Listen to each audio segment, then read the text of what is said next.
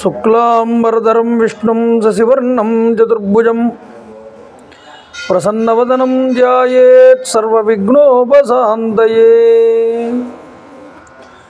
మాలాంగుండీంచడమరుం శూలం శంఖం సుదర్శనం దదానం భక్తవరదం దత్తాత్రేయం నమామ్యహం. కాషాయ వస్త్రం గరదండధారిణం కమండులం పద్మకరేణ శంఖం చక్రం గదాభూషితభూషణాఢ్యం శ్రీపాదరాజం శరణం ప్రపద్యే. అభ్రశ్యామ పింగజటాబద్ధకళాపప్రాంశుర్దండీ కృష్ణమృగత్వక్పరిధానః సర్వాన్ లోకాన్ భావయాన కవిముఖ్య పారాశర్యః పర్వస్వరూపం వివృణోతు. ఛాయాయాం పారిజాతస్య హేమసింహాసనోపరి ఆసీనమంబుజశ్యామం ఆయదాక్షమలంకృతం చంద్రాననం చతుర్బాహుం శ్రీవత్సాంకితవక్షసం రుక్మిణీ సత్యభామాభ్యాం సహితం కృష్ణమాశ్రయే. సదాశివసమారంభాం శంకరాచార్యమధ్యమాం అస్మదాచార్యపర్యంతాం వందే గురుపరంపరాం. వైదేహీ సహితం సురద్రుమదలే హైమే మహామండపే మధ్యే పుష్పకమాసనే మణిమయే వీరాసనే సుస్థితం. అగ్రే వాజయతి ప్రభంజనసుతే తత్వం మునిభ్యః పరం వ్యాఖ్యాంతం భరతాదిభిః పరివృతం రామం భజే శ్యామలం. రామం రామానుజం సీతం భరతం భరతానుజం సుగ్రీవం వాయుసూనూంచ ప్రణమామి పునః పునః.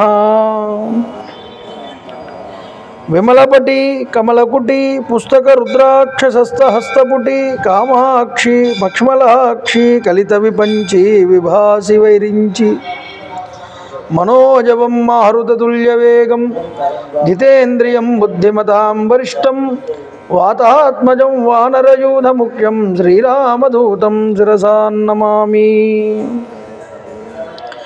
హరి ఓం. పరమేశ్వర స్వరూపమైన సభకు నమస్కారం. సవాయే నమః. పితృదేవతా తృప్తికై మనం తల్లిదండ్రుల్ని జ్ఞాపికగా మాతృవందనము పితృవందనంగా వారిని తలుచుకుని ఈ కార్యక్రమాలు ప్రారంభం చేసుకున్నాం. మొదటి సంవత్సరం నుంచి కూడా 2018 నుంచి ఇక్కడ పురాణాలు ప్రారంభమయ్యాయి. అప్పటి నుంచి ఇప్పటిదాకా కూడా ఆ తల్లిదండ్రుల పేరు మీద నడవడం అనేటటువంటిది ఎక్కువ శాతం వారి పేరు మీదుగా గుర్తు చేసుకుని నడవడం అనేది జరుగుతోంది. ఈ సంవత్సరం కూడా అలాగే రామాయణ ప్రవచనాలు ప్రారంభం చేసుకున్నాం. ఈరోజు అప్పుడే 5వ రోజుకు చేరుకున్నాం.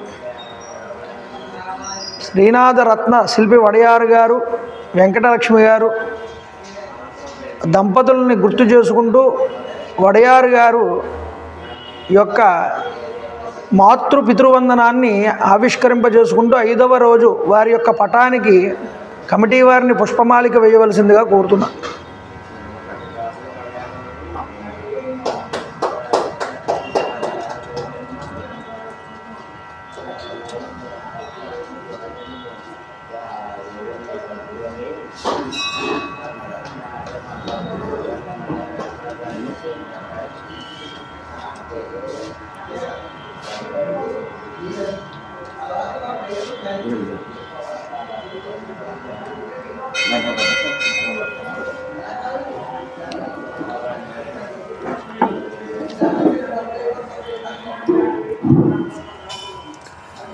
కాకపక్షధరం దేవం వనమాలా విభూషితం శ్రీరామం బాలకం ధ్యాయేత్ బాలకాండే మునీశ్వరాః.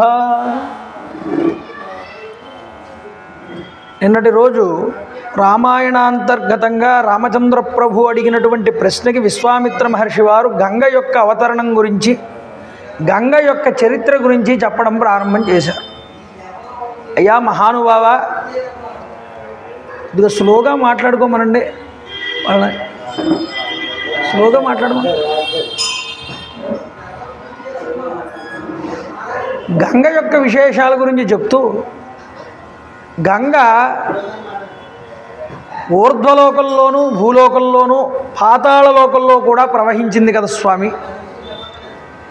దానిని త్రిపదగా అంటారు. త్రిపదగా అంటే 3 పాదముల యందు, అంటే 3 లోకముల యందు గంగ ప్రవహించింది అని. ప్రవహించడం వల్ల దాన్ని త్రిపదగా అని పిలిచారు. ఈ గంగ యొక్క విశేషాల గురించి చెప్పండి అని చెప్పారు.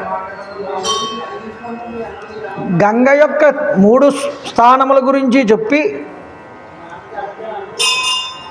ఉమాదేవి గంగాదేవి హిమవత్ పర్వతం యొక్క కూతుళ్ళని వాళ్ళ చరిత్ర చెప్తూ, షణ్ముఖుడి యొక్క జననం ఎలా జరిగిందో దాని వృత్తాంతం అంతా చెప్పారు. గంగని ఊర్ధ్వలోకాలకు ఎందుకు ఇవ్వాల్సి వచ్చిందో, ఆ గంగ శివతేజస్సుని భరించడానికి కారణమేమిటో, షణ్ముఖుడు ఏ విధంగా అగ్ని సంభవుడిగా ఉద్భవించాడో ఇవన్నీ నిన్న మనం చెప్పుకున్నాం. సుబ్రహ్మణ్యేశ్వరుడుగా, సుబ్రహ్మణ్యేశ్వరుడు అంటే సర్పరూపంగా కూడా కొలుస్తామని చెప్పుకున్నాం కదా నిన్న.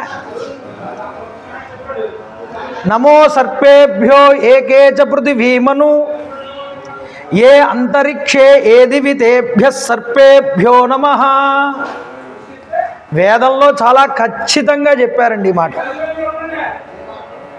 ఏ అంతరిక్షే ఏ దివితేభ్య సర్పేభ్యో నమః అని. సర్పములు అనేటటువంటివి ఏమిటి అంటే,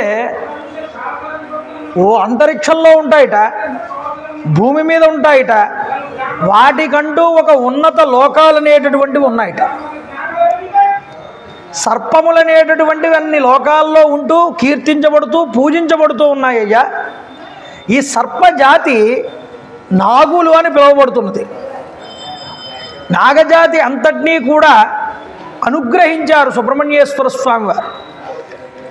నిన్నటి రోజు మనం చెప్పుకున్నాం దాని గురించి. అందుకనే చాలా కాలం యక్షులు, నాగులు, గంధర్వులు, రాక్షసులు అందరూ భూలోకం మీదే ఉన్నారండి, చాలా కాలం నివసించారు ఇక్కడ. కానీ కొన్ని కారణాల వల్ల వాళ్ళు ఈ భూలోకాలను ఖాళీ చేసి వెళ్ళవలసి వచ్చింది. అందువల్ల ఏమిటి అంటే, వాళ్ళు కూడా ఈ షణ్ముఖానుగ్రహాన్ని పొందిన వాళ్ళే. అంతటి గొప్పదైనటువంటి సుబ్రహ్మణ్యేశ్వర స్వామి వారి యొక్క ఇతివృత్తం గురించి మనం చెప్పుకున్నాం. ఇక అయ్యా, ఇంత గొప్ప షణ్ముఖుడి ఉత్పత్తి గురించి నీకు చెప్పాను కాబట్టి, తరువాత మరొక విషయం చెప్పాడు విశ్వామిత్రుడు.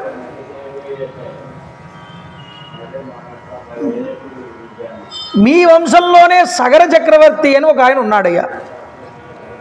ఆ సగరుడు యొక్క వృత్తాంతాన్ని కూడా చెప్తాను వినమన్నాడు. చాలా ఆనందించాటండి. అంటే మన పూర్వీకుల యొక్క చరిత్రలు తెలుసుకోవాలని ఎవరికైనా ఉంటుంది. ఆ ఆసక్తి రాముడిలో కూడా కనిపించిందండి. మా పూర్వీకులు ఎంత గొప్పవారో మా వాళ్ళు చెప్తూ ఉండగా విన్నాను. ఆ సగర చక్రవర్తి యొక్క కథని మీరు మాకు పూర్తిగా వివరించండి అని అడిగారు. తప్పకుండా చెప్తానయ్యా. గంగ యొక్క ఆవిర్భావానికి మీ పూర్వీకులు చాలా కృషి చేశారు. అందువల్ల సగరుడి యొక్క కథ నీకు వినిపిస్తాను వినమన్నాడు. సగర చక్రవర్తి మహానుభావుడు. ఇక్ష్వాకు వంశంలో ఒక గొప్ప ప్రముఖులలో ఆయన ఒకడు. ఈ సగర చక్రవర్తి వారికి సంతానం లేదండి. సంతానం లేకపోయేటప్పటికి చాలా తపన పడుతున్నాడు సంతానం కోసమని. ఈయనకి 2 భార్యలు. పెద్ద భార్య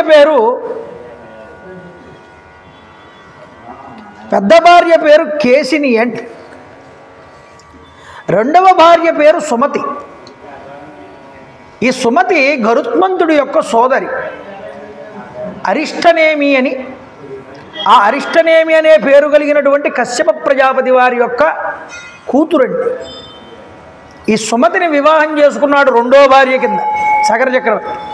పెద్ద భార్య కేసిని. వీళ్ళిద్దరిని కూడా వెంట పెట్టుకుని హిమవత్పర్వత ప్రాంతం దగ్గర భృగుతుంగము అనేటటువంటి పర్వతం ఉంది. అది భృగు మహర్షి యొక్క నివాస స్థానం. అక్కడ తపస్సు చేసుకుంటూ ఉంటాడు అని ఆయన అక్కడికి వెళ్ళి తపస్సు చేశారట వీళ్ళ ముగ్గురు కూడా. ఎవరి గురించి? భృగు మహర్షి గురించి. భృగు మహర్షి కోసం తపస్సు చేస్తే 1 సంవత్సర కాలం పాటు దీక్షగా వ్రతదీక్ష పూనారు. సంవత్సర కాలం గడిచిన తర్వాత భృగు మహర్షి వారు అనుగ్రహించారు వీళ్ళ ముగ్గురిని కూడా దర్శనమిచ్చి. ఏం కావాలయ్యా సగరా? ఏముంది మహానుభావ, ధర్మరక్షార్థమై వంశాభివృద్ధి కోసం నాకు సంతానం కావాలన్నాడు. తప్పకుండా నీకు సంతానాన్ని అనుగ్రహిస్తున్నాను. మీకు వంశానికి కీర్తి తెచ్చేటటువంటి చాలామంది కుమారులు నీకు కలుగుతారు.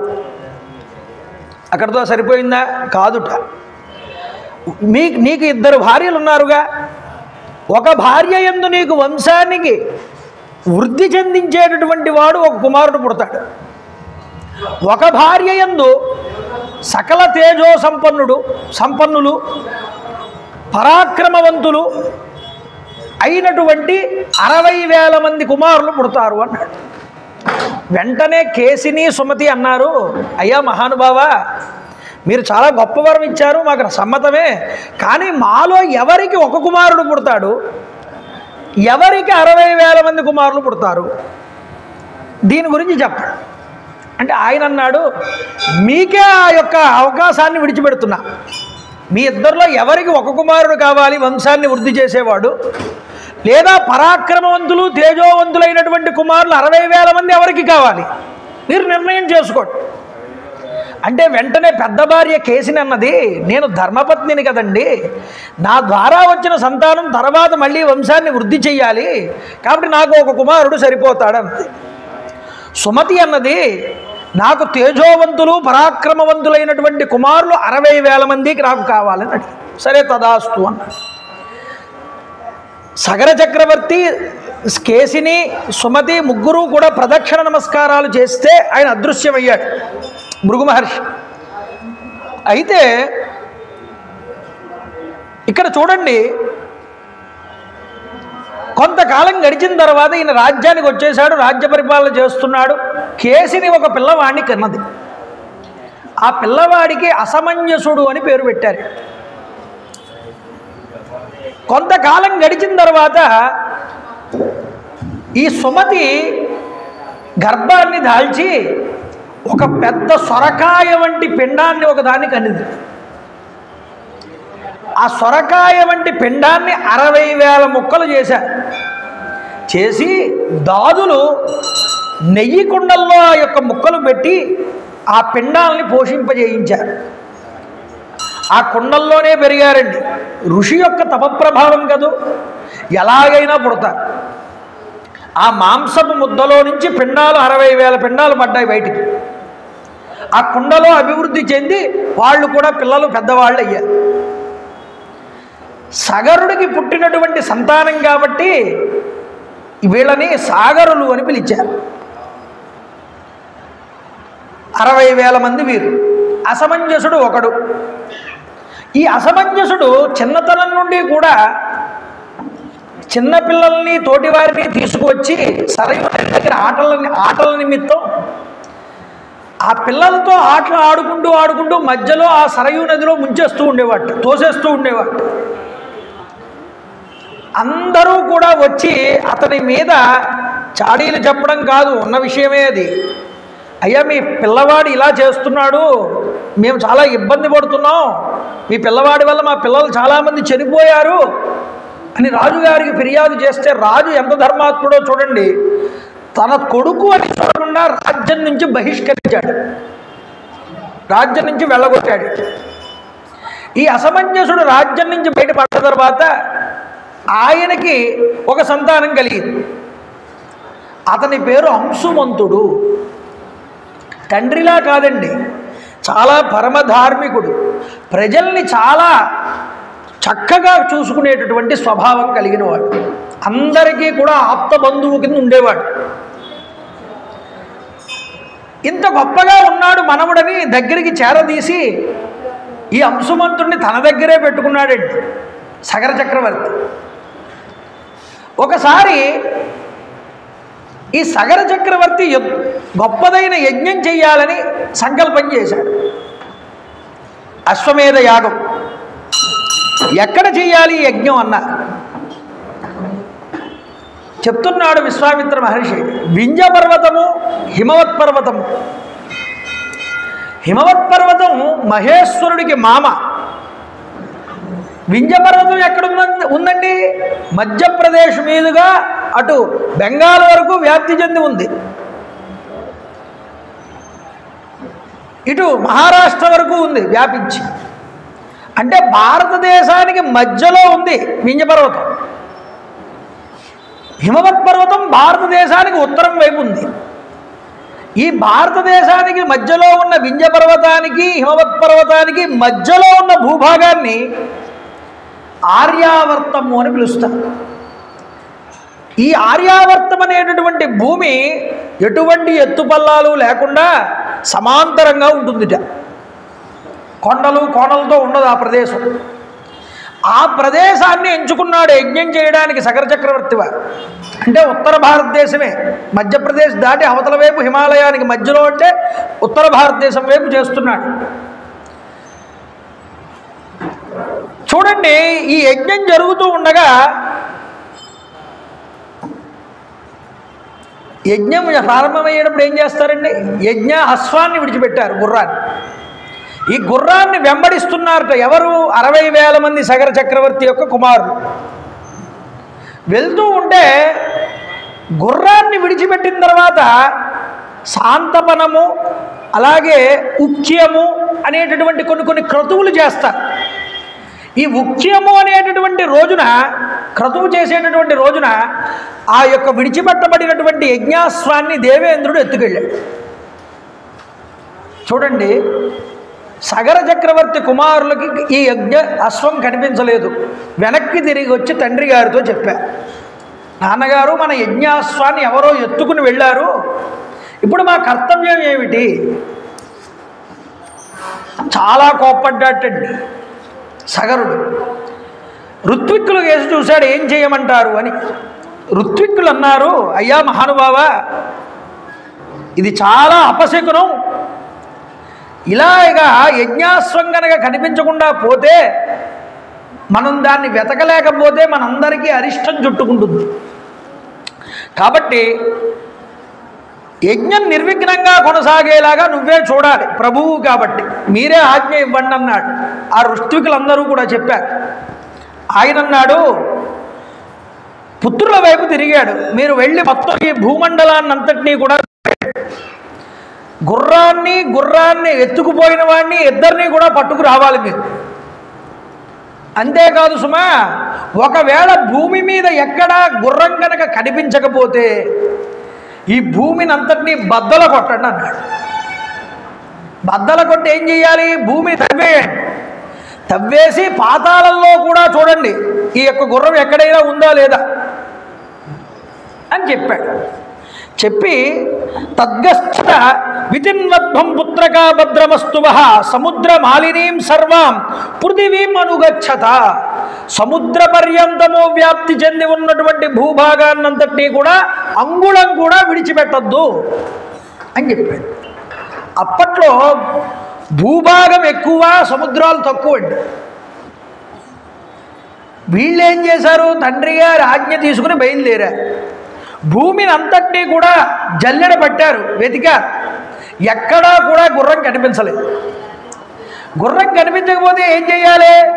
చెప్పాడు తండ్రి, భూమిని కూడా తవ్వుకుని సముద్ర పర్యంతం ఎంతవరకు ఉందో సముద్రం అంతవరకు కూడా తవ్వుకుంటూ వెళ్ళిపోండి అన్నాడు. తండ్రి గారి ఆజ్ఞ తీసుకుని ఒక్కొక్కళ్ళు కత్తులు, శూలాలు, నాగళ్ళు ఇవన్నీ పట్టుకున్నారు. వాళ్ళ గోళ్లతోనే వాళ్ళు తవ్వడం మొదలుపెట్టారు. చూడండి, ఒక విషయం చెప్పారు ఇక్కడ. 60,000 మంది కదా వీళ్ళు.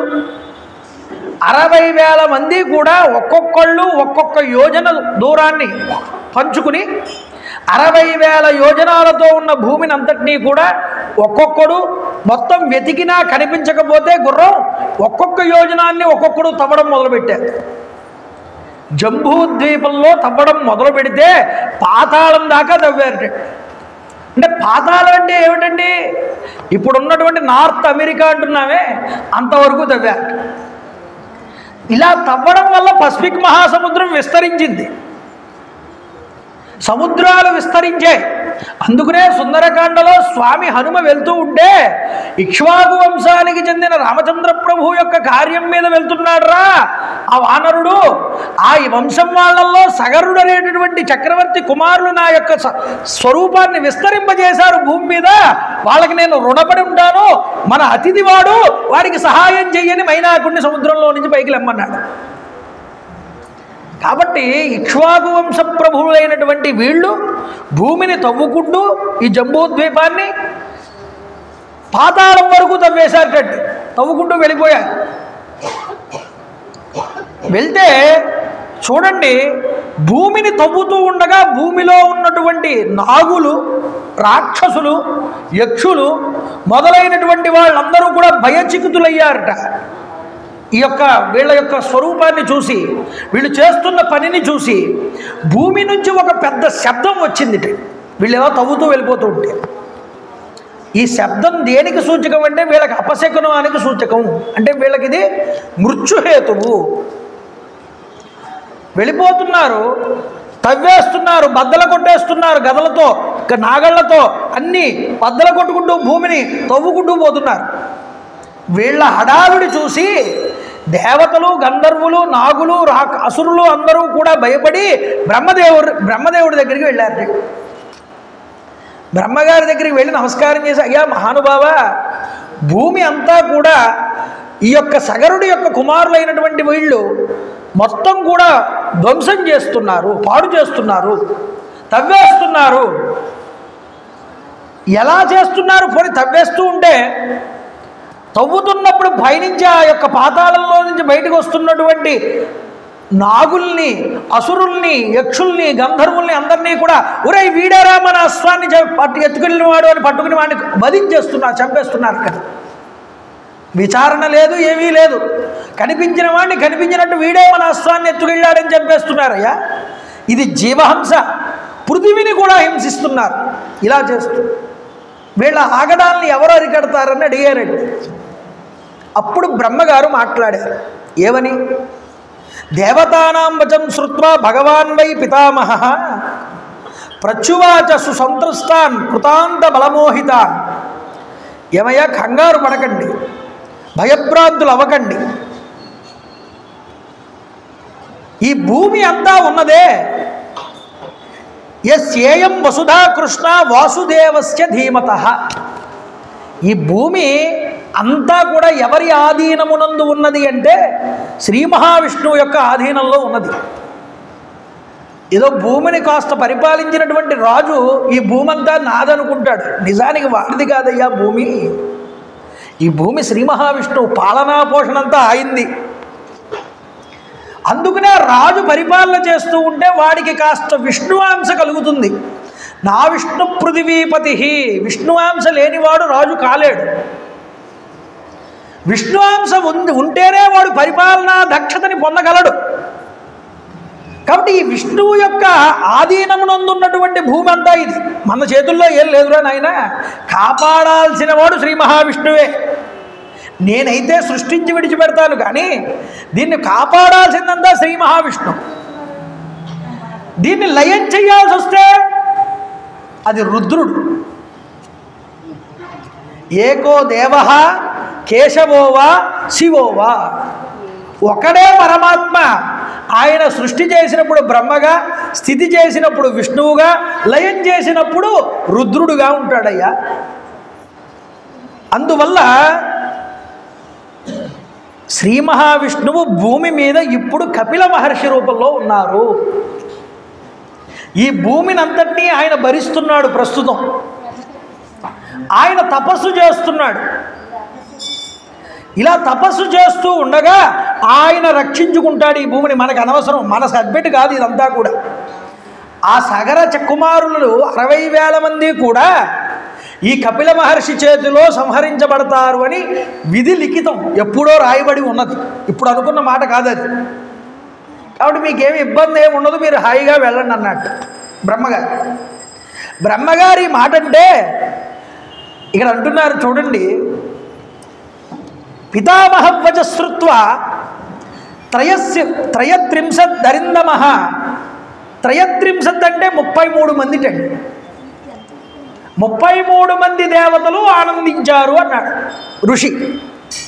ఏమండి 33 కోట్లు కదండి, 33 కోట్లు కాదయ్యా. కోటి అంటే చాలా అర్థాలు ఉన్నాయి. కోటి అంటే సమూహం అని కూడా అర్థం. అంటే మనకు ఉన్నటువంటి దేవతా పదవులు ఎన్ని అంటే 33. ఆ సమూహాల్ని 33 కోట్లు అంటారు. కోట్లు అంటే కోటి అంటే సమూహం అని అర్థం. ఏం చెప్పింది వేదం అంటే అష్టావసవ ఏకాదశ రుద్రాః ద్వాదశాదిత్యౌ ద్వే అశ్వినౌ. వీళ్ళేరా దేవతలు, ఇంతకు మించి దేవతల సంఖ్య లేదు. 8 మంది అష్టవసువులు ఉన్నారట, ఏకాదశ రుద్రులు ఉన్నారట, ద్వాదశాదిత్యులు 12 మంది ఉన్నారట. ఇక 2 దేవతలండి. మొత్తం దేవతలందరికీ కూడా వైద్యులు, అశ్విని దేవతలు. మనకైతే వీధికి ఒకళ్ళు ఉంటారు. 2 దేవతలు మొత్తం వైద్యులు దేవతాలోకాలకన్నిటికీ కూడా. ద్వే అశ్వినౌ. వీళ్ళు 33 మంది దేవతలు. ఈ 33 మంది దేవతలు వెళ్ళి నిలబడితే బ్రహ్మగారు చెప్తే వాళ్ళు ఆనందించారు. తమ తమ స్థానాలకు వెళ్ళిపోయారు. ఇలా తవ్వుకుంటూ వెళ్ళిపోతున్నారు. పిడుగుపాటు వంటి ధ్వని ఒకటి ఉద్భవించింది. అలా త్రవ్వి ఎక్కడా కూడా ఈ అశ్వం కనిపించకపోయేటప్పటికీ మళ్ళీ తిరిగి తండ్రి గారి దగ్గరికి వెళ్ళారు ఈ 60,000 మంది కూడా. నాన్నగారు భూమిని అంతటినీ వెతికేశాం, పాతాళం వరకు కూడా భూమిని తవ్వుకుంటూ వెళ్ళాం, కానీ ఎక్కడా కూడా మాకు ఈ యొక్క అశ్వము కనిపించలేదు. కిం కరిష్యామి భద్రంతే బుద్ధిరత్ర విచార్యతాం. కాస్త ఆలోచించి ఇంకా మేమేం చెయ్యాలో మీరు చెప్పండి అన్న. తేషాం తత్వజనం శ్రుత్వా పుత్రాణం రాజసత్తమః సమన్యురబత్ అబ్రవీద్ వాక్యం సగరో రఘునందన. ఈ మాట వినగానే సగరుడు చాలా కోపాన్ని పొందట్టే. అసలు మీరు గుర్రాన్ని పట్టుకోకుండా ఎందుకు వచ్చారు వెనక్కి తిరిగి? భూయ కనతభద్రంబో నిర్భిద్యా వసుధా తలం. భూమిని అంతటినీ బద్దలు కొట్టమన్నాడు. మళ్ళీ త్రవ్వేయండి, ఇంకా తవ్వండి, తవ్వింది చాలలేదన్నాడు, ఇంకా త్రవ్వమన్నాడు, మీకు శుభమవుతుంది. ఈ భూమిని భేదించి అశ్వం ఎక్కడుందో దాన్ని అపహరించిన వాడిని అశ్వాన్ని ఇద్దరిని కూడా పట్టుకుని రండి. ఈ మాటలు విని మళ్ళీ పరిగెత్తారటండి 60,000 మంది సగరులు. మళ్ళీ తవ్వడం ప్రారంభం చేశారు. తూర్పు వైపు ముందు తవ్వడం ప్రారంభం చేశారు. తవ్వుతూ వెళ్తూ ఉంటే వీళ్ళకి భూమికి 8 దిక్కులా 8 దిగ్గజాలు ఉంటాయని మనకి రామాయణం చెప్తోంది, వేదం కూడా చెప్పింది. కానీ దిగ్గజం అంటే కేవలం మనం ఏనుగు స్వరూపంగా చూస్తాం. అంటే ఒక సమూహాన్ని, ఒక బలమైనటువంటి ఆధారాన్ని కూడా దిగ్గజమనే అంటారు.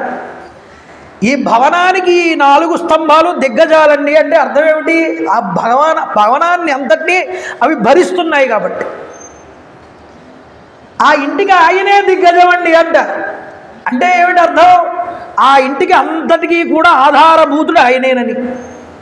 అలాగే ఈ భూమంతా కూడా సమతులంగా ఎక్కడా కదిలిపోకుండా నిలబడడానికి 8 దిక్కుల వైపు 8 దిగ్గజాలు భూమిని కాపాడుతూ ఉంటాయి. అవే లోపల ఉన్నటువంటి ఆ యొక్క భూమి యొక్క అయస్కాంత శక్తితో కూడుకున్నటువంటి శక్తి. వీటిని దిగ్గజాలు అని పిలిచారు. చూడండి, మన భూకంపం వచ్చింది మయన్మార్ దగ్గర.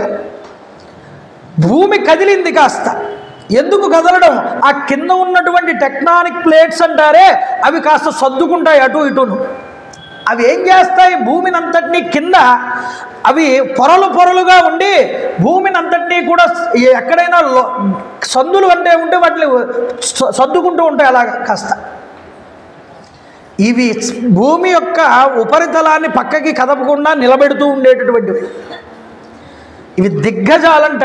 తూర్పు తవ్వుకుంటూ వెళ్తూ ఉంటే ఆ లోతుకు వెళ్ళే కొద్ది ఈ యొక్క దిగ్గజం బయటపడింది. దీన్ని విరూపాక్షము అని పిలుస్తారట సంస్కృతంలో. ఆ భూమికి తూర్పును ఆధారభూతమైనటువంటి ఈ దిగ్గజానికి నమస్కారం చేశారు వాళ్ళందరూ, ప్రదక్షిణ చేశారు. చేసి వాళ్ళు మళ్ళీ వెతకడం ప్రారంభం చేశారు. కాస్త పశ్చిమం వైపుకు వెళ్ళారు, తూర్పు నుంచి దక్షిణం వైపుకు వెళ్ళారు. తూర్పు దక్షిణానికి వెళ్ళారు. దక్షిణానికి వెళ్తే అక్కడ వీళ్ళకి మళ్ళీ మరొక దిగ్గజం కనిపించింది.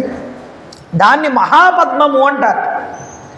ఆ దిగ్గజానికి నమస్కారం చేసి ప్రదక్షిణ చేసి అక్కడ వెతకడం ప్రారంభం చేశారు. అక్కడి నుంచి మళ్ళీ పశ్చిమం వైపుకి వచ్చారు. అక్కడ సౌమనసము అనేటటువంటి ఒక దిగ్గజం కనిపించింది. దానికి ప్రదక్షిణ చేసిన అక్కడ వెతకడం ప్రారంభం చేశారు. అంటే భూమిని ఖండాలుగా విడదీసేశారు వీళ్ళు, మొత్తం భూమిని. మధ్యలో సముద్రాలు వ్యాప్తి చెందేలా చేశారు. ఇక అక్కడి నుంచి ఏం చేశారన్నారు? అక్కడి నుంచి దక్షిణం పశ్చిమం నుంచి మళ్ళీ ఉత్తరానికి వచ్చారు. ఉత్తరానికి రాగానే అక్కడ భద్రము అనేటటువంటి దిగ్గజం ఉంది. దానికి ప్రదక్షిణ చేసి అక్కడ వెతికారు. అక్కడ కనిపించకపోతే ఉత్తరం నుంచి ఈశాన్యానికి వెళ్ళారు. చూసారా? ఈశాన్యానికి వెళ్తే తేతు సర్వే మహాత్మానో భీమవేగా మహాబలాః దదృశు కపిలం తత్ర వాసుదేవం సనాతనం సనాతనతమ కపిల కపిరప్యయః. విష్ణు సహస్రనామంలో చెప్తారు ఈ మాట. సనాతనుడు అంటే ఏమిటి? సదా ప్రసిద్ధుడు అని అర్థం. ఎప్పుడూ తానుండువాడు. అలాంటి సనాతనుడైన విష్ణువు కపిల మహర్షి రూపంలో ఆ ఈశాన్య దిక్కు వైపు ఆ పాతాళ లోకమునందు తపస్సు చేసుకుంటున్నట్ట. కంచి పరమాచార్య స్వామి వారు చెప్తారు ఆయన ప్రసంగాల్లో, ఎక్కడుందండి ఈ పాతాళంలో ఈ కపిల మహర్షి తపస్సు చేసుకున్న ప్రదేశము అంటే, కపిలుడు తపస్సు చేసిన ప్రదేశమే కపిల మహర్షి పేరు మీద కపిల స్థానము అని వచ్చిందిట. దాన్ని ఇప్పుడు వాళ్ళు కాలిఫోర్నియా అని పిలుచుకుంటున్నారయ్యా అని చెప్పారు. అయితే అక్కడికి వెళ్ళగానే కాలిఫోర్నియాకి కపిల మహర్షి తపస్సు చేసుకుంటున్న ప్రదేశానికి అక్కడ కట్టిపడేసి ఉన్నటువంటి గుర్రం కనిపించింది. దేవేంద్రుడు గొప్పవాడు, వీళ్ళని తీసుకువెళ్లాల్సిన చోటుకి తీసుకువెళ్ళి అక్కడ గుర్రాన్ని అక్కడ వదిలేసి వెళ్ళాడు. అక్కడ మేస్తోంది గుర్రం. దాన్ని చూశారు. చూసిన వెంటనే అక్కడే ఒక చెట్టు నీడని కూర్చుని తపస్సు చేసుకుంటున్న కపిల మహర్షిని చూశారు. ఆలోచించద్దండి, వీళ్ళు ఏమైనా నాగులా, రాక్షసులా, లేకపోతే యక్షులా? మహర్షులు. ఆ వాళ్ళ జోలికి వెళ్ళినప్పుడు ఎలా వెళ్ళాలో కూడా వీళ్ళు మర్చిపోయారు. యుక్తాయుక్త విచక్షణ కోల్పోతే చాలా ప్రమాదాలు ఏర్పడతాయి. అందుకనే పెద్దల యందు, జ్ఞానమున్నటువంటి వారి యందు జాగ్రత్తగా ప్రవర్తించాలి. అది కూడా మన అశ్వాన్ని దొంగలించిన వాడు అక్కడే కూర్చుని ఉన్నాడు, వాడిని విడిచిపెట్టకూడదు, వాడిని చంపేయండి అన్నారు. దూరం నుంచే చేత్తో కట్టెలు పట్టుకున్నారు, రాళ్ళు పట్టుకున్నారు, ఆయుధాలు పట్టుకున్నారు. వేగంగా కపిల మహర్షి మీదకి వచ్చేస్తున్నారు. మహానుభావుడు తపస్సు చేసుకుంటూ ఒక్కసారి కళ్ళు తెరిచాడు. కళ్ళు తెరవగానే అస్మాకం తం హి తురగం యజ్జీవం హృతవానపి దుర్మేధస్త్వం హి సంప్రాప్తం విద్ధి సగరాత్మజాన్ శ్రుత్వాచు వచనం తేషాం కపిలో రఘునందన రోషణే మహతాం అవిష్టో హూంకారమకరోత్తథా. ఒక్కసారి ఆయన మీదకి వస్తున్నటువంటి ఈ యొక్క సాగరులందరినీ కూడా కపిల మహర్షి చూసి హూంకారం చేసేట. ఒక్క హూంకారం, కళ్ళు ఎర్ర చేసి. ఆయన చేసిన హూంకారానికి ఈ 60,000 మంది సగరులు కూడా బూడిద రాసులై పడిపోయారటండి. అక్కడ ఎంత దారుణమైన చావో చూడండి. పడిపోతే తతస్తేనా ప్రమేయేన కపిలేన మహాత్మన భస్మరాశీకృత సర్వే కాకుత్స సగరాత్మజ. కపిలుడి యొక్క హూంకారానికి సాగరులందరూ కూడా భస్మమైపోయారు రామ. కాబట్టి తన పుత్రులు ఎంతకాలమైనా సరే తిరిగి రాలేదు. ఆ ఋత్విక్కులు అన్నారు, అయ్యా మహానుభావ, మీ కొడుకులు ఇప్పుడే వచ్చేటట్టు కనిపించట్లేదు, వచ్చిన తర్వాత మమ్మల్ని పిలవండి, అప్పుడు వచ్చి చేయిస్తాం మీ చేత యాగం. వాళ్ళకి సంసారం పిల్లలు బాధ్యతలు ఉంటాయి కదండి, చేయించేవాడు మాత్రం ఎంతసేపు వెయిట్ చేస్తాడు.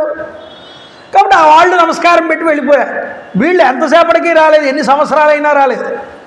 ఒకరోజు దిగాలుగా కూర్చున్నటువంటి సగర చక్రవర్తి వారు తన మనవడైనటువంటి అంశుమంతుడిని పిలిచాడు దగ్గరికి. ఆయన అంశుమంత, మీ యొక్క పినతండ్రులు చాలా కాలం అయ్యింది వెళ్ళి, ఇప్పటి వరకు రాలేదు, అశ్వము జాడా తెలియట్లేదు, మీ బాబాయిల జాడా తెలియట్లేదు, నువ్వే వెళ్ళు నాయన, వెళ్ళేటప్పుడు కాస్త జాగ్రత్తగా వెళ్ళు, ఎందుకు అంటే పాతాళం వరకు వెళ్ళొచ్చామన్నారు అప్పుడే మీ బాబాయిలందరూ కూడా. భూమి లోపలికి వెళ్ళేటప్పుడు మన భూమి పైన నివసించే జీవుల కన్నా భూమి లోపల నివసించే జీవులు చాలా ప్రమాదమైనవి, పెద్దవి కూడా మనకన్నా అవి.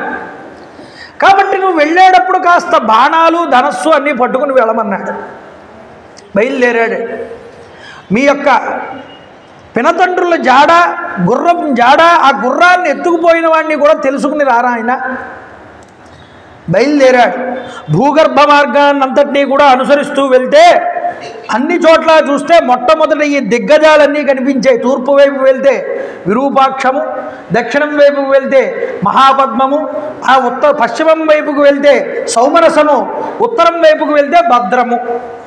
వాటికి నమస్కారం చేసి ప్రదక్షిణలు చేసి, అమ్మా మా బాబాయిలు ఎక్కడున్నారో పినతండ్రులు ఎక్కడున్నారో మీకు తెలుసా, హయం తప్పిపోయింది, హయం ఎవరో తీసుకుపోయారు, దాని జాడ కూడా మీకు ఏమైనా తెలుసా అని అడిగితే, నాయన కంగారు పడబోకు, నీకు శుభం జరుగుతుంది, అచిరకాలంలోనే నీకు గుర్రం దక్కుతుంది, నువ్వు వెళ్ళవచ్చు అని ఆశీర్వదించి పంపించారు. బాబాయిల జాడ గురించి ఏం చెప్పలేదు.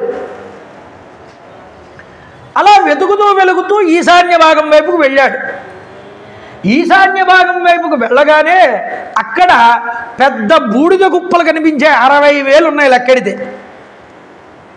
ఈ 60,000 బూడిద కుప్పల దగ్గరికి పక్కన అంత దూరంలో ఒక గుర్రం మేస్తోంది గడ్డి. మా గుర్రమే అని కనిపెట్టాడు చూడగానే. ఈ 60,000 బూడిద కుప్పలు చూసి వీళ్ళే అయి ఉంటారు, మా యొక్క పినతండ్రులు భస్మం అయిపోయారు, ఏం జరిగి ఉంటుందో కదా అని బాధపడుతున్నాడు. ఈలోపు ఆకాశ మార్గంలోకి చరిస్తూ వస్తున్నటువంటి గరుత్మంతుడు కనిపించాడు.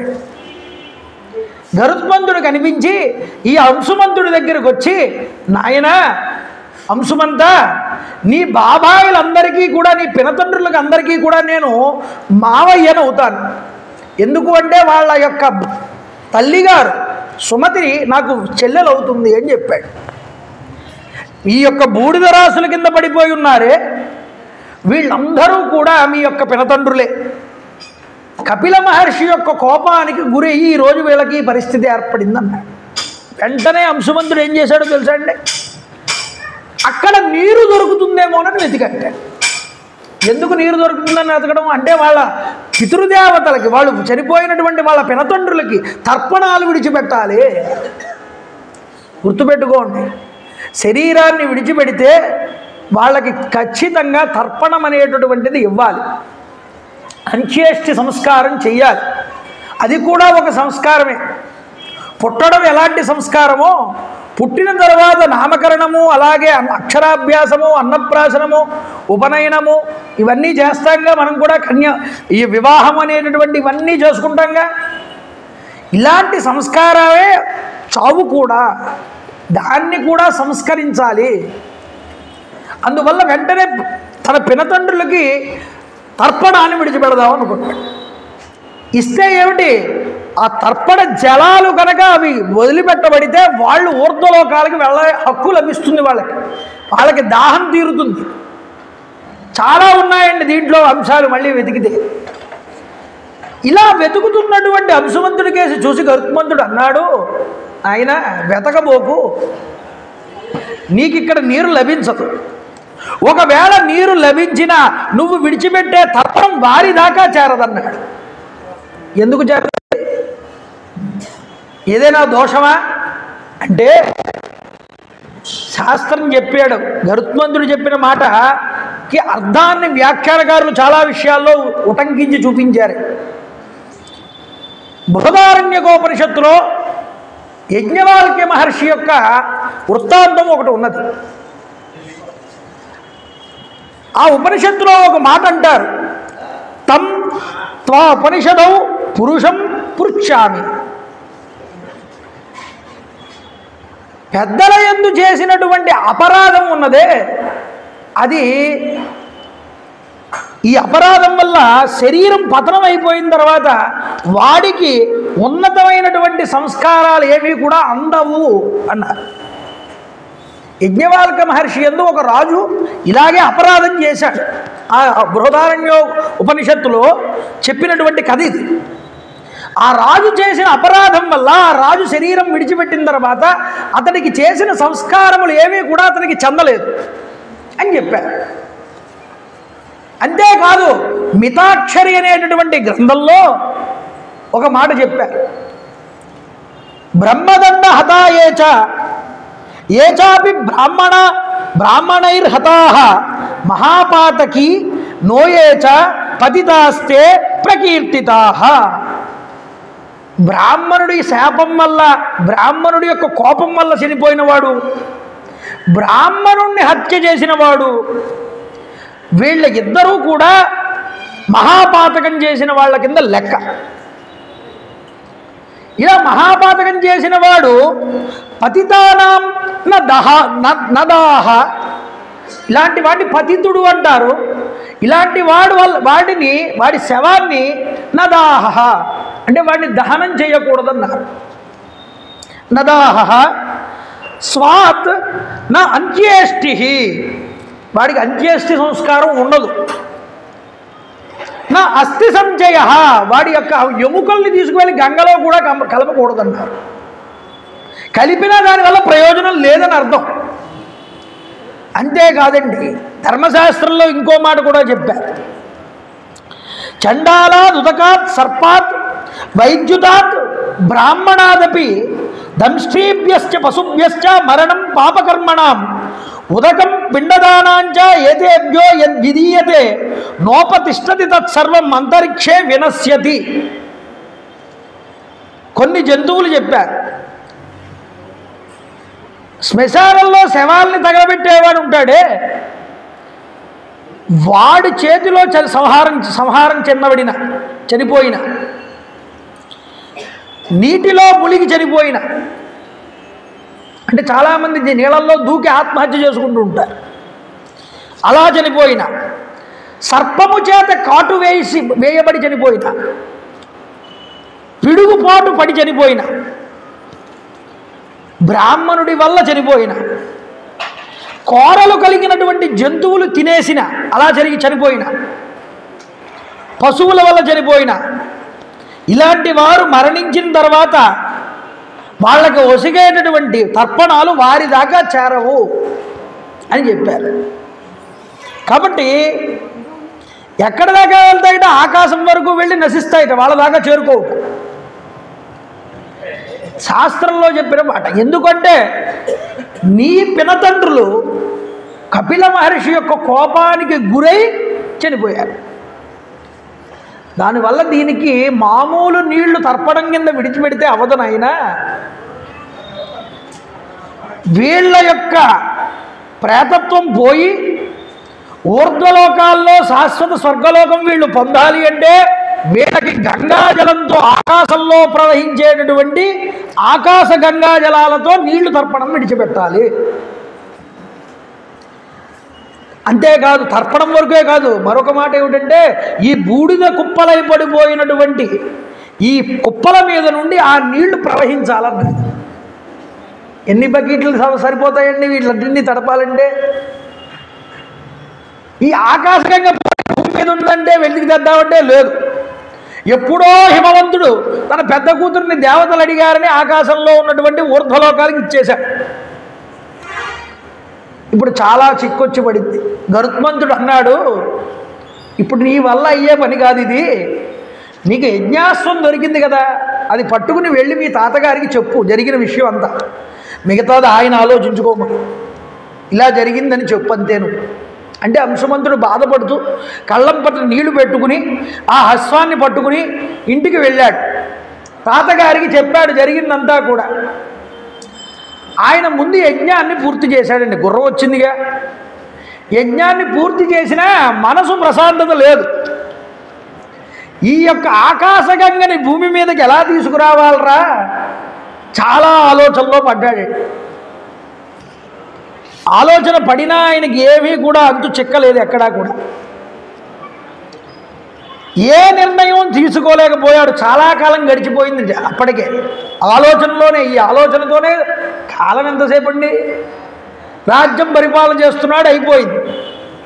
అయినా అరణ్యానికి వెళ్ళి వానప్రస్థాశ్రమం తీసుకుని అంశుమంతుణ్ణి రాజ్య పట్టాభిషేకం చేసి తాను అరణ్యానికి వెళ్ళి 30,000 సంవత్సరాలు తపస్సు చేశాట సగర చక్రవర్తి. అయినా సరే ఆయన ఈ యొక్క గంగని భూమి మీదకి తీసుకురాలేకపోయాడు. ఆ తపశ్శక్తి సరిపోలేదు. చూడండి, తర్వాత అంశుమంతుడు రాజ్య పట్టాభిషిక్తుడు అయ్యాడు.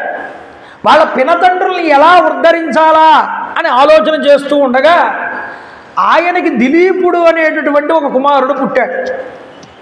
దిలీప మహారాజు రఘువంశంలో వస్తుంది మనకి దిలీప మహారాజు కథ. కాళిదాసు చాలా చక్కగా వర్ణిస్తాడు. ఆ దిలీపుడే ఈ దిలీపుడే.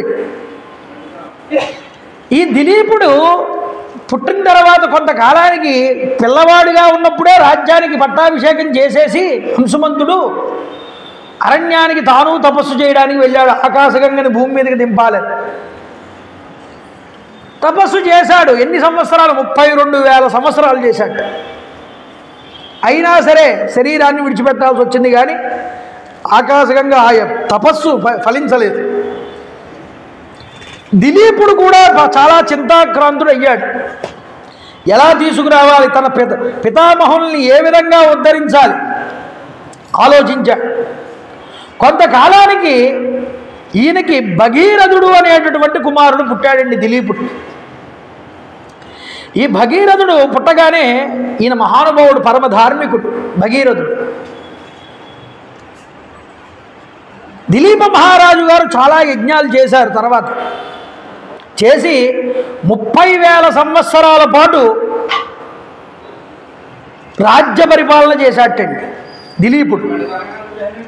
30,000 సంవత్సరాలు రాజ్యపాలన చేసి అతడు 60,000 మంది ముత్తాతలందరినీ ఎలా ఉద్ధరించాలా అనేటటువంటి ఆలోచనలోనే గడుపుతూ ఒక నిర్ణయానికి రాలేకపోయాడు. ఏం చెయ్యాలి? ఈ బాధ మనోవ్యాధి పట్టుకుంది మనసులో. అయ్యయ్యో, మా పితృదేవతలు, మా ముత్తాతలు, వీళ్ళని నేను ఎలా ఉద్ధరించాలి? ఈ మనోవ్యాధి ఎక్కువయ్యి కొడుకుకి భగీరథుడికి రాజ్య పట్టాభిషేకం చేసి ఆయన ఆలోచనలోనే కాలం గడుపుతూ శరీరాన్ని విడిచిపెట్టేశాడు. ఆయన ఏం చేయలేకపోయాడు. ఇప్పుడు ఆకాశగంగని భూమి మీదకి తీసుకురావడం అంటే మాట్లాడండి. 30,000 సంవత్సరాలు ఒక ఆయన చేశాడు, 32,000 సంవత్సరాలు ఒక ఆయన చేశాడు. ఇప్పుడు భగీరథుడికి తన తండ్రి పడ్డ మనోవ్యాధినంతా కూడా చిన్నతనం నుండి తెలుసు. అయితే ప్రారంధం ఏమిటి అంటే భగీరథుడికి సంతానం లేదు, రాజ్యాన్ని పరిపాలిస్తున్న మనసు శాంతి లేదు. మంత్రులందరినీ ఒకరోజు కూర్చోబెట్టి ఒక సమావేశం ఏర్పాటు చేశాడు. ఏర్పాటు చేసి, ఏమండి, నా బదులుగా మీ మంత్రివర్గం అంతా కూడా రాజ్యాన్ని జాగ్రత్తగా పరిపాలన చేస్తూ ఉండండి. నా ముత్తాతలైనటువంటి సగరుల యొక్క 60,000 మందిని నేను ఉద్ధరించాలి. నేను అరణ్యానికి వెళ్ళి తపస్సు చేస్తాను అని బయలుదేరాడు హిమవత్ పర్వత ప్రాంతం దగ్గరికి భగీరథుడే. భగీరథుడి యొక్క తపస్సు అండి కొన్ని వేల సంవత్సరాలు చేశాడు తపస్సు. ఎలా చేశాడు అని ఒకే పాదం మీద నిలబడ్డాటే, 2 చేతులు పైకెత్తాడు. ఏ ఏ ఋతువులో ఆ ఋతువుకు తగినట్లుగా తపస్సు చేశాట. వర్షాకాలంలో చలికాలంలో నీళ్లల్లో నించుని చేశాట తపస్సు. ఎండాకాలంలో పంచాగ్నుల మధ్యలో నిలబడి చేశాట. అయితే నెలకి ఒక్కసారి మాత్రమే భుజించేవాట. అలా భుజిస్తూ కొన్ని వేల సంవత్సరాలు తపస్సు గడిస్తే బ్రహ్మగారు అప్పుడు ఆనందించారు ఈయన తపస్సుకి. అంటే ఈయన చేసిన తపస్సుకే మెచ్చుకున్నాడా అంటే కాదు, వాళ్ళ పూర్వీకులు చేసిన తపస్సు కూడా ఇందులో యాడయ్యింది వచ్చి. అంటే వాళ్ళన్ని సంవత్సరాలు చేసినా బ్రహ్మగారు ప్రత్యక్షం కాకపోతే ఈయన ఇంకా కొన్ని వేల సంవత్సరాలు చేసిన తర్వాత వాళ్ళ పితృదేవతలు చేసిన పుణ్యం తపస్సు ఈయన తపస్సు యాడై బ్రహ్మగారు ఆనందించి ఈయన ముందు ప్రత్యక్షమయ్యారు దేవతా సమూహాలన్నింటినీ వెంట పెట్టుకుంటూ. భగీరథ, నీ తపస్సుకు మెచ్చుకున్నానయ్యా, నీకేం కావాలి వరం? భగీరథ మహాభాగ ప్రీతస్తే అహం జనేశ్వర తపసాచ సుతస్తే వరం వరయ సువ్రత. నువ్వు వరం కోరుకో, నువ్వు అడిగినటువంటి వరాన్ని ఇస్తానన్నాడు బ్రహ్మగారు. తమువాచ మహాతేజ సర్వలోక పితామహం భగీరథో మహాభాగ కృతాంజలి ఉపస్థిత. ఆయన ఒక్కసారి తపస్సులో నుంచి మేలుకొని ఆయనకి నమస్కారం చేసి అడుగుతున్నాడు ఏమని? యది మే భగవన్ ప్రీతో యద్యస్తి తపసఫలం సగరస్యాత్మజా సర్వే మత్త సలిలమాప్నుయు. నేను చేసిన తపస్సు కనుక మీకు నచ్చినట్లయితే ఓ మహానుభావ, సగరుడి యొక్క 60,000 మంది కుమారుల్ని కూడా ఈ యొక్క ఆకాశ గంగా జలాల చేత వాళ్ళు తడిసేలాగా వాళ్ళకి ఊర్ధ్వలోకాలు వచ్చేలాగా నన్ను అనుగ్రహించు. అంటే అర్థం ఏమిటి? ఆకాశ గంగని భూమి మీదకి ప్రవహింపచెయ్యి అని అర్థం. గంగాయాః సలిలక్లిన్నే భస్మాన్యేషాం మహాత్మనాం స్వర్గం గచ్చేయురత్యంతం సర్వే మే ప్రపితామహాః. మా తాతలకి తాతలు ముత్తాతలు వాళ్ళందరూ కూడా స్వర్గాన్ని పొందాలి, శాశ్వత స్వర్గాన్ని. అలాగే నాకు వరాన్ని. అంతేకాదు మహానుభావ, దేయాచ సంతతిర్దేవ నావసీదతి కులంచ సహ ఇక్ష్వాకూణాం కులే దేవ ఏషమేస్తు వరప్పర. నా ఇక్ష్వాకు వంశం కూడా వృద్ధి చెందాలి, నాతో ఆగిపోకూడదు. నాకు సంతానం కలిగి ఆ వంశమంతా కూడా అభివృద్ధి చెందాలి. తర్వాత అంటే తన పితృదేవతల్ని రక్షించమని కోరాడు, తన యొక్క వంశాన్ని అభివృద్ధి చేయమని కోరాడు. 2 వరాలు కోరాడండి బ్రహ్మగారు. తప్పకుండా నాయన, నువ్వు చేసిన తపస్సు సామాన్యమైనది కాదు, ఇది తప్పకుండా జరిగి తీరుతుంది. అయితే ఒక షరతు ఉన్నది ఇందులో అన్నాడు. ఏమిటి? మనోరథో మహానేష భగీరథ మహారథ ఏవం భవతు భద్రంతే ఇక్ష్వాకు కులవర్ధన. ఇయం హైమవతీ గంగా జ్యేష్ఠ హిమవత సుత.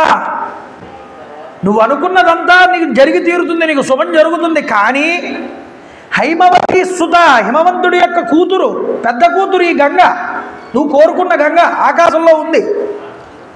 అయితే తాం వై ధారయితుం శక్తో హరస్తత్ర నియుజ్యతాం. ఆ యొక్క గంగ యొక్క వేగాన్ని ఒడిసి పట్టగలిగినటువంటి శక్తి ఈ భూమికి లేదన్నాడు. అంటే ఆకాశంలో నుంచి వేగంగా కదిలి వస్తున్నటువంటి ఆకాశగంగని భరించగలిగేటటువంటి శక్తి భూమికి లేదు. భూమి బద్దలైపోతుంది ఆ వేగానికి భూమి మీద పడితే వచ్చి. మరి ఎవరికి ఉందండి ఆ శక్తి అంటే తాం వై ధారయితుం శక్తో హరస్తత్ర నియుజ్యతాం. హరుడికి మాత్రమే ఉన్నది, శంకరుడికి మాత్రమే ఉన్నది సుమా. ఆ ఆకాశగంగని ఒడిసి పట్టగలిగిన మొనగాడు ఒక్క శంకరుడే. కాబట్టి గంగాయా పతనం రాజన్ పృథివీ న సహిష్యతి తాం వై ధారయితుం వీరం నాణ్యం పశ్యామి శూలినః. గంగా ప్రవాహం యొక్క వేగ దాటికి భూమి తట్టుకోలేదు. కాబట్టి ఆ గంగను ధరింపగలిగినటువంటి శక్తిమంతుడు పరమేశ్వరుడు మాత్రమే, అది ఇతరులకు అసాధ్యము. కాబట్టి తమేవ ముఖ్య రాజానాం గంగాం చాభ్యాసలోకృత్ జగామ త్రిదివం దేవా సహదేవైర్మరుద్గణై. అమ్మా గంగా, ఈ భగీరథుడి యొక్క కోరికను నువ్వు తీర్చు అంటే అర్థం ఏమిటి? బ్రహ్మగారు చెప్పింది ఏమిటి? పట్టగలిగేటటువంటి మొనగాన్ని ఆయన ప్రసన్నుడు చేసుకుంటాడు. ప్రసన్నుడిని చేసుకున్న తర్వాత నువ్వు భూమి మీదకి అప్పుడు పడు అని చెప్పి బ్రహ్మగారు గంగాదేవికి అక్కడి నుంచి వెళ్ళిపోయారు. గంగ సిద్ధంగానే ఉంది. ఓమయ్యా నువ్వు ఎప్పుడు దూకమంటే అప్పుడు దూకేస్తాను, నాకేం ఇబ్బంది లేదు, కానీ నన్ను పట్టగలిగే మొనగాడిని వెతుక్కో అందాడు. ఇప్పుడు ఈయన ఏం చేశాడు? శంకరుడు తప్ప మరొకళ్ళు పట్టలేరు దీన్నని బ్రహ్మగారు చెప్పి వెళ్ళారని శంకరుడి కోసం తపస్సు చేశాడు. చూడండి ఎంత గొప్ప తపస్సు ఇది. దేవదేవే గతే తస్మిన్ సో అంగుష్టం ఘ్రణిపీడితాం కృత్వా వసుమతీం రామ సంవత్సరముపాసత. బొటని వేలు మీద నిలబడ్డాటండి. శరీరం అంతా కాష్టభూయిష్టమైపోయి తేలికైపోయింది తపస్సు వల్ల. ఒక్క బొటని వేల మీద నిలబడ్డాట. 2 చేతులు పైకి నమస్కారం చేశాట. ఒంటి కాలు మీద ఉన్నట్ట. బొటని వేలను ఆన్ చేసుకుని అద సంవత్సరే పూర్ణే సర్వలోక నమస్కృతం ఉమాపతి పశుపతి రాజానాం ఇదమబ్రవీత్. ఆయన తపస్సుకి పశుపతి ఉమాపతి జగత్పతి అయినటువంటి పరమేశ్వరుడు ఆనందించాడు, ప్రత్యక్షమయ్యాడు అమ్మవారితో కలిసి. నాయన నీ తపస్సుకు మెచ్చాను, ఆ గంగని భూమి మీదకి పడవను, నేను సిద్ధంగా ఉన్నాను పట్టడానికి అన్నాడు పరమేశ్వరుడు. చూడండి, తదా సాది మహాద్రూపం కృత్వా వేగంచ దుస్సహం ఆకాశాదపదత్రామ శివే శివశిరస్యుత. గంగానది మహారూపంతో దుస్సాహమైనటువంటి వేగంతో ఆకాశం నుండి భూమి మీదకి పడుతోంది. పడుతూ ఉన్నప్పుడు ఇక్కడ వాల్మీకి మహర్షి చతురా వైచిత్ర్యం ఎంత గొప్పగా ఉంటుందో చూడండి. ఆకాశాద్ అపదత్ రామ, ఆకాశం నుంచి పడేటటువంటి గంగ, ఓ రామ శివే శివశిరస్యుత, పవిత్రముల కన్నా పవిత్రమైనటువంటి శివుడి యొక్క శిరస్సు మీద పడుతోంది. శివే శివశిరస్యుత అంటే శివ అంటే మంగళము, పవిత్రము అని అర్థం అండి. 2 సార్లు శివశబ్దాన్ని వాడాడు వాల్మీకి. అంటే అన్నింటికన్నా పవిత్రమైనది అంటే శివుడి యొక్క శిరస్సు. అలాంటి పవిత్రమైన స్థలంలో పవిత్రమైనటువంటి ఈ గంగ పడుతున్నది ఆ శివుడి యొక్క జటాజూటంలోకి అన్నాడు. అయితే అచింతయశ్చ సా దేవి గంగా పరమ దుర్ధర నిశామ్యహం హి పాతాళం స్రోతసా గృహ్య శంకరం. గంగాదేవి అనుకుందిట, నా వేగానికి శంకరుడు ఎక్కడ తట్టుకోగలడు, నా వేగంతో శంకరుడిని కూడా కలిపి పాతాళానికి తీసుకుపోతాననుకుందిట. ఆవిడ గర్వాన్ని కనిపెట్టాడు పరమేశ్వరుడు. ఓహో ఈవిడ చాలా గర్వపడుతోంది, ఈవిడ్ని కాస్త బంధించాలనుకున్నట్ట పరమేశ్వరుడు. తస్య వలేపనం జ్ఞాత్వా క్రుద్ధస్తు భగవాన్ హర. ఆయన కాస్త ఈవిడ యొక్క అహంకారాన్ని చూసి కాస్త గుణపాఠం నేర్పాలనుకున్నాడు. సా తస్మిన్ పతితా పుణ్యే పుణ్యే రుద్రస్య మూర్ధని హిమవత్ ప్రతిమే రామ జటామండల గహ్వరే. ఒక్కసారి జటాజూటాన్ని విదిలించాట శంకరుడు. ఆ జటాజూటం ఎలా ఉందని, గుహలతో కూడుకున్నటువంటి చీకటి గుహల కింద ఉన్నాయటండి. ఆయన జటలన్నీ గూడు కట్టుకుని ఉన్నాయట గుహల కింద. మరో ప్రపంచం కింద ఉంది అది. జటామండలం అనేటటువంటి గుహలతో ఒప్పుతున్నటువంటి ఆ శివుడి యొక్క పవిత్రమైనటువంటి శిరస్సు మీద ఆ పుణ్య నది పడింది ఒక్కసారి వచ్చి. జలానికి ఉన్నటువంటి శక్తి ఏమిటి? ఎక్కడ జాగా ఉన్నా అందులోకి సర్దుకుపోతుంది వెళ్ళి నీరు. ప్రయత్నం చేస్తోంది, ఏదైనా జాగా దొరుకుతుందేమో బయటకు వచ్చి పడదామని భూమి మీదకి. పరమేశ్వరుడు చూడండి, సా కథం చిన్మహీం గంతుం నాశక్నో యత్నమాస్థితా నైవ నిర్గమనం లేభే జటామండల మోహిత. ఎంత గొప్పగా చెప్తాడంటే వాల్మీకి. ఈ గంగ ఎంతగా ప్రయత్నించినా బయటికి రాలేకపోయింది శివుడి యొక్క జటాజూటం మధ్యలో నుంచి. అలా బంధించాట ఈ గంగనంతటిని. ఆకాశం నుంచి పడుతుంది ఆ గంగ, ఎంత పడుతున్నా లోపలికి వెళ్తున్నాయి కానీ నీళ్ళు బయటికి రావట్లేదు. ఈ చూడండి ఆశ్చర్యం. ఆవిడ సిగ్గుపడిందిటండి. ఎవరు? గంగాదేవి అంతటి ఆవిడ. అయ్యో ఏదో అనుకున్నాను శంకరుడు గురించి, మా మరిది చాలా గట్టివాడే అనుకుందిట మనసులో. అనుకుని బయటికి రాలేకపోతే బాధపడేవాడెవడు? పాపం కింద ఇన్నాళ్ళు తపస్సు చేసిన భగీరథుడు. అయ్యా పరమేశ్వర, నిన్ను గంగని ఒడిసిపెట్టమంటే కాస్త కిందకు వదిలిపెడతావని నువ్వు బందా పట్టేస్తే నాకు కావాల్సినటువంటి నీరు కిందకి కావాలి కదా స్వామి, ఆ యొక్క నన్ను అనుగ్రహించండి అని దేవతలు ప్రార్థన చేశారు, పాపం భగీరథుడు ప్రార్థన చేశారు. మనిషి సంకల్పం మంచిదైతే దేవతల యొక్క సపోర్ట్ కూడా ఉంటుందండి. మన సంకల్పమే మంచిది కాకపోతే రాక్షసుల సపోర్ట్ మనతో వస్తుంది. దేవతలు సపోర్ట్ చేశారు. పరమేశ్వరుడు సరేలే బాధపడుతున్నాడు, దీని గర్వం అణచడం కోసం వీళ్ళని బాధ పెట్టడం ఎందుకని ఆ జటలలో నుంచి ఒక్క జటని కాస్త అలా పక్కకి కదిపితే అందులో నుంచి 7 దారలు బయలుదేరాయన్నారు. 7 జాగాల్లోంచి వచ్చింది నీరు బయటికి. ఇందులో 7 పాయలుగా పడినటువంటి జలధార తూర్పు వైపుగా 3 పాయలు, పశ్చిమం వైపుగా 3 పాయల కింద వెళ్ళింది. తూర్పుగా వెళ్ళినటువంటి పాయల్ని హ్లాదిని, పావని, నళిని అని పిలిచారు. ఇక పశ్చిమం దిక్కుకు, భారతదేశానికి పశ్చిమం వైపుకు వెళ్ళే సీత, సుచక్షువు, సింధు అనేటటువంటి పేర్లు పెట్టి పిలిచారు. ఇక 7వ దార ఉన్నదే, ఈ దార భగీరథుడి వెనకాల బయలుదేరింది.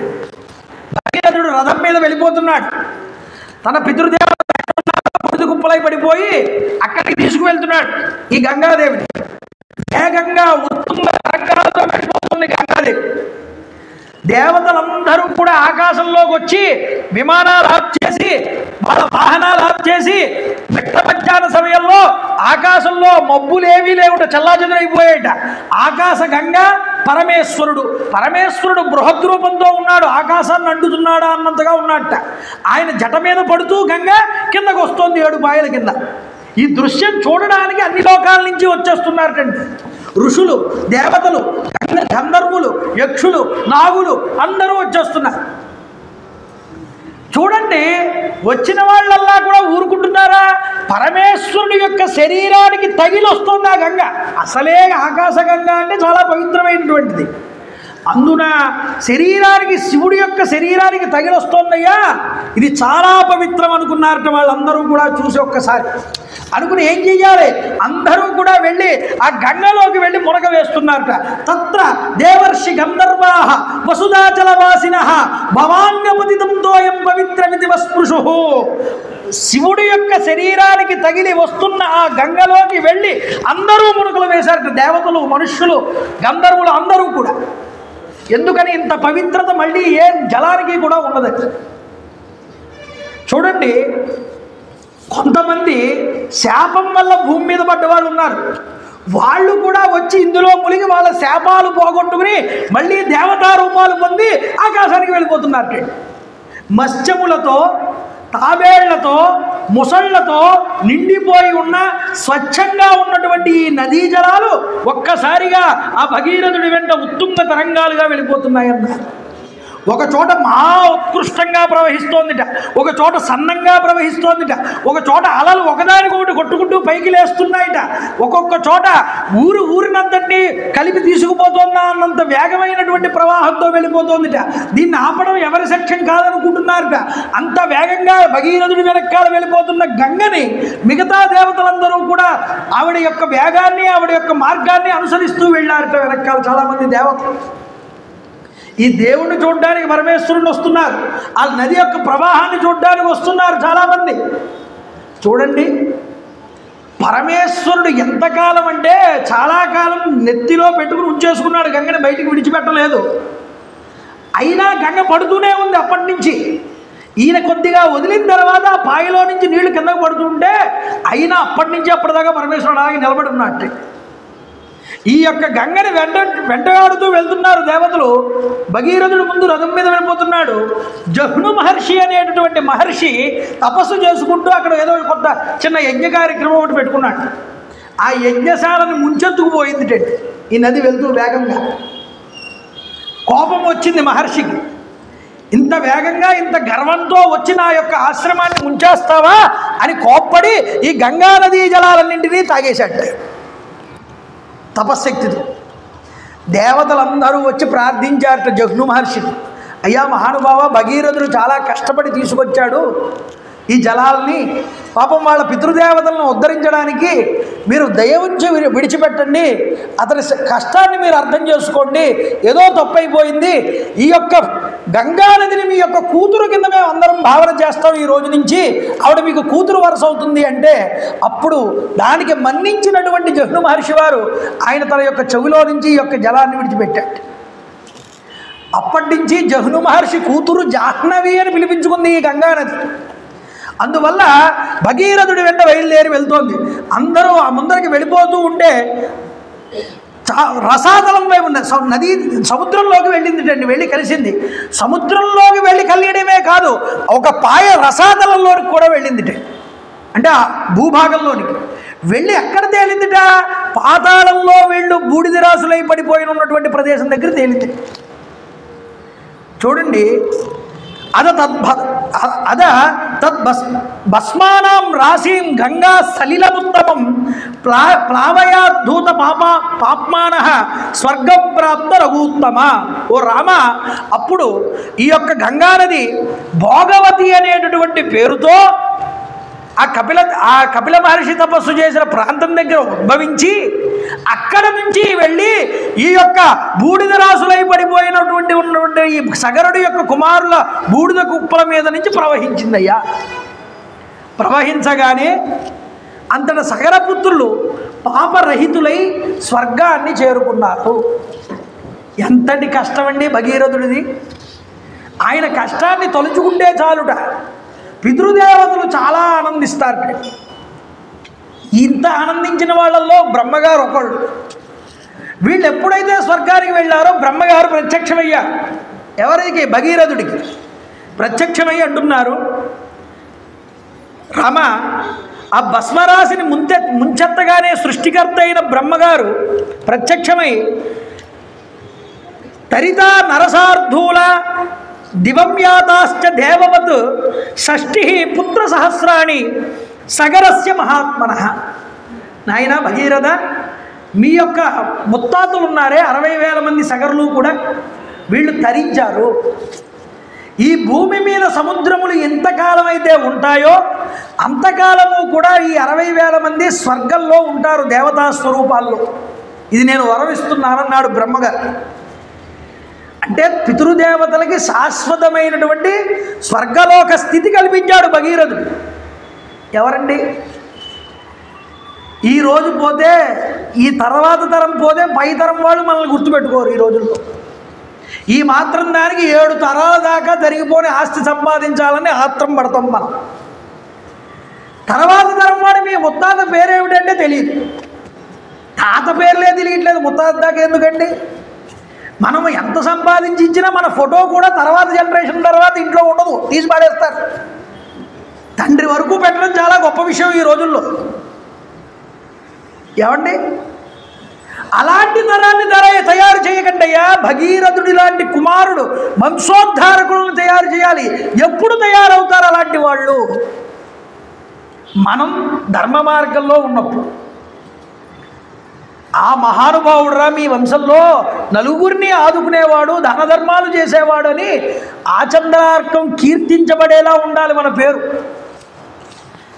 4 తరాలు 7 తరాలకి సరిపోయేలాగా సంపాదించినా నీ పేరు గుర్తుపెట్టుకోలేని వాళ్ళు నీ తర్వాత తరానికి సరిపోయేలాగా ఉంచి మిగతా ధనాన్ని లోక కళ్యాణానికే వినియోగించు, లోకం నిన్ను గుర్తించుకుంటుంది. లంకల గన్నవారంలో మనం ఆవిడ డొక్కా సీతమ్మ గారిని తలుచుకోవట్లేదండి. ఆవిడ చేసింది ఏమిటి? అన్నార్తులై ఎవడ ఆకలి అంటే ఆవిడ తలుచుకుంటే ఆవిడ ఇంటికి వెళ్తే ఆవిడ అన్నం పెట్టేది. ఆవిడ చేసినంత ఆ శ్రమ ఎవరు తీసుకోగలరు? ఆవిడకి ఏం పట్టింది? కానీ ఆకలి అని వస్తే నేను అన్నం పెడతాను, ఒక సిక్ పెట్టి ఉంది. ఎన్ని తరాల ముందు ఆవిడ? ఇప్పటికీ అనుకుంటున్నావా లేదా? మన వాళ్ళు సంపాదించి ఇస్తే వాళ్ళు ఏమీ మనల్ని గుర్తుపెట్టుకోరు. అది లోకానికి చేస్తే లోకం మనల్ని గుర్తిస్తుంది. చల్లా సుబ్రహ్మణ్యం గారిని నరేంద్రపురంలో ఉండేవారు, దత్తుడు గారు అంట, ఇప్పటికీ మహానుభావుడు. ఆయన గ్రామాన్ని ఊరిని సొంత బిడ్డల్లాగా చూసుకున్నారు ప్రజలందరినీ కూడా. ఊరికి తన సొంత డబ్బు పెట్టి కళాశాలలు కట్టించాడు, రోడ్లు వేయించాడు, వంతెనలు కట్టించాడు. ఆ ఊరికి వచ్చినటువంటి ఉపాధ్యాయులందరినీ కూడా వాళ్ళని తన ఇంటిలో మనుషుల కింద చూసుకునేవాడు మహానుభావుడు. మీరు అడగండి, నరేంద్రపురం వెళ్ళి దత్తుడు గారంటే చెప్తారు ఎవరైనా గొప్పగా. కొత్తపేటలో కూడా చాలామందికి తెలుసు ఆయన గురించి. ఆయన పేరు గుర్తుండిపోయింది, ఊరి వాళ్ళందరూ తలుచుకుంటారు వెళ్తే, ఊరికి వెళ్తే. ఎందుకని? చేసిన పని లోకోపకారం కోసం చేసి, ఈయన మహానుభావుడు మా వంశంలో పుట్టాడు అని ఎన్ని తరాల వాళ్ళు వెళ్ళిపోయినా ఆయన నిలిచిపోతాడు అలా శాశ్వతంగా. నీ దగ్గర డబ్బు ఉంటే నువ్వు ఏదైనా చెయ్యాలి అనుకుంటే నువ్వు చెయ్యాల్సింది నీ తర్వాత తరాలు 10 తరాలకి ఇవ్వడం కాదు, ఆ వచ్చినటువంటి ధనాన్ని లోకశ్రేయస్సు కోసం వినియోగించు, అది నీకు శాశ్వతత్వాన్ని ఇస్తుంది అని భగీరథుడి యొక్క చరిత్ర మనకి చెప్తుంది.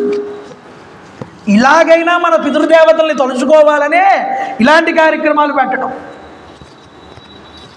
అదవుతుందా? అందువల్ల మనం తలుచుకున్నా తలుచుకోకపోయినా ఇలాంటి కార్యక్రమాల వల్ల ఊర్ధ్వలోకాల్లో ఉన్న దేవతలైనా తలుచుకుంటారు. మీ పితృదేవత పోన్లేరా, ఎవడో ఒకడు మీ వంశంలో ఒక గొప్పవాడు నీ పేరు చెప్పి ఈరోజు తలుచుకుని నిన్ను రామాయణం వింటున్నారు నలుగురు, మీ వాడి పేరు చెప్పని వాళ్ళు ఆనందిస్తారు. కాబట్టి భగీరథుడు పితృదేవతల కోసం, తన తాత కోసమో తండ్రి కోసమో కాదు, ఎప్పుడో 4 తరాల వెనకాల వాళ్ళు వాళ్ళ కోసం కష్టపడ్డాడు. అంటే ఏం చెప్తోంది నీకు రామాయణం పురాణం? అంటే మన పితృదేవతల యొక్క అస్తిత్వాన్ని నువ్వు ఎప్పుడూ విడిచిపెట్టుకోకురా నాయన, వాళ్ళని గుర్తెట్టు. అందుకనే పండగ వచ్చినా పబ్బం వచ్చినా ముందుగా నాంది శ్రాద్ధం ఎందుకు పెడతారంటే పితృదేవతల తృప్తిని, వాళ్ళని తృప్తిపరిచిన తర్వాత దేవతా పూజ. అందుకని కాస్త స్థితి వచ్చినప్పుడు తర్పణం విడిచిపెట్టు, వాళ్ళ పేరు చెప్పి ఒక బ్రాహ్మణుడికి భోజనం పెట్టు. లేదు పెట్టలేవు, కనీసం స్వయం భాగం ఇచ్చి కాళ్ళు కడిగి నమస్కారం చేయి.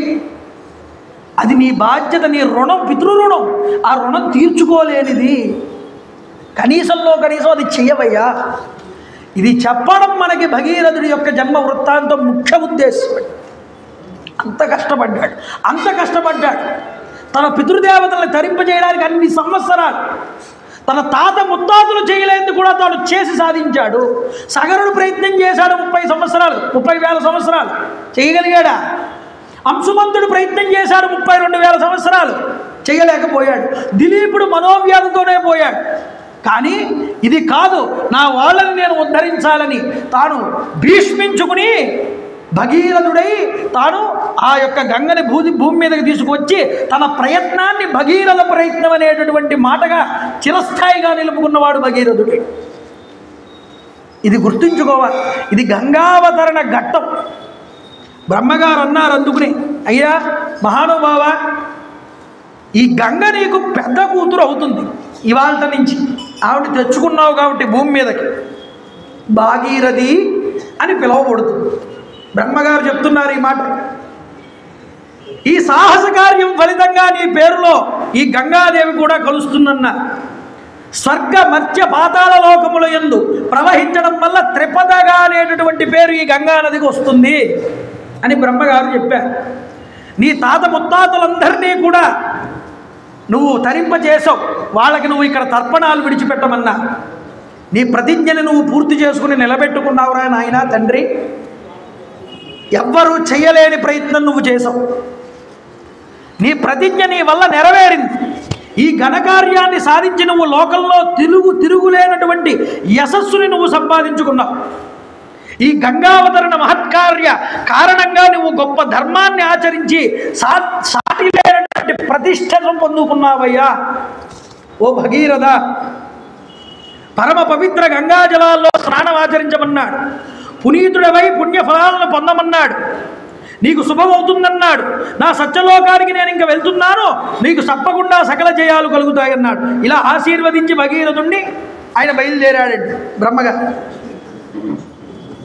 రాఘవ, రామ, ఈ మహారాజు గారు తన పితృదేవతలందరినీ తరింపచేసి తర్పణాలు విడిచిపెట్టి ఇంటికి బయలుదేరి ప్రజలని కన్నబిడ్డలుగా పరిపాలన చేస్తూ ఆయన అంచమునందు స్వర్గాన్ని చేరుకున్నాడు.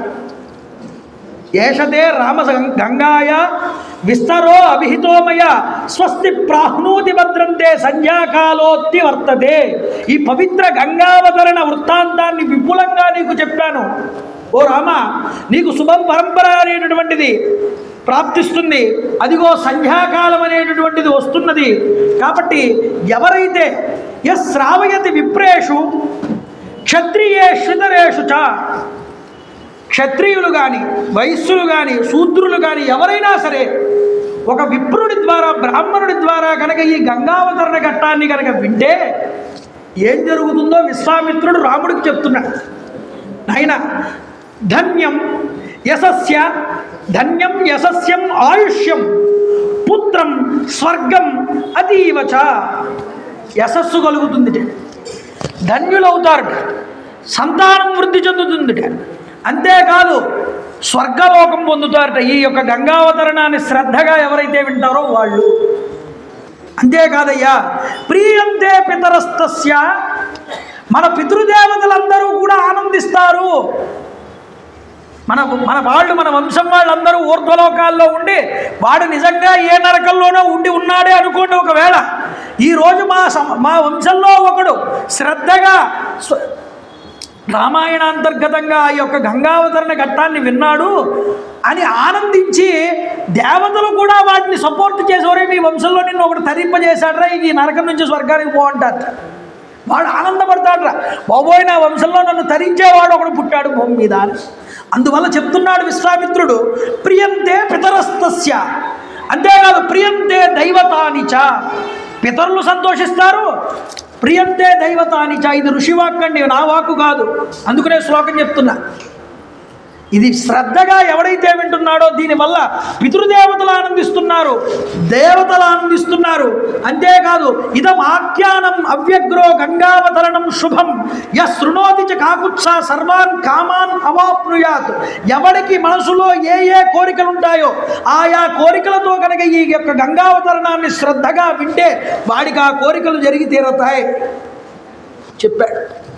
అంతేకాదు సర్వే పాపాః ప్రణశ్యంతి ఆయు కీర్తిశ్చ వర్ధతే.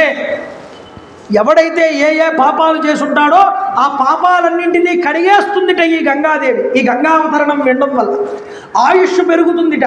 అందుకనే మీకు మొదటి రోజే చెప్పాను రామాయణం గురించి చెప్పినప్పుడు, రామాయణం వినడం వల్ల ఆయుష్ పెరుగుతుంది అని.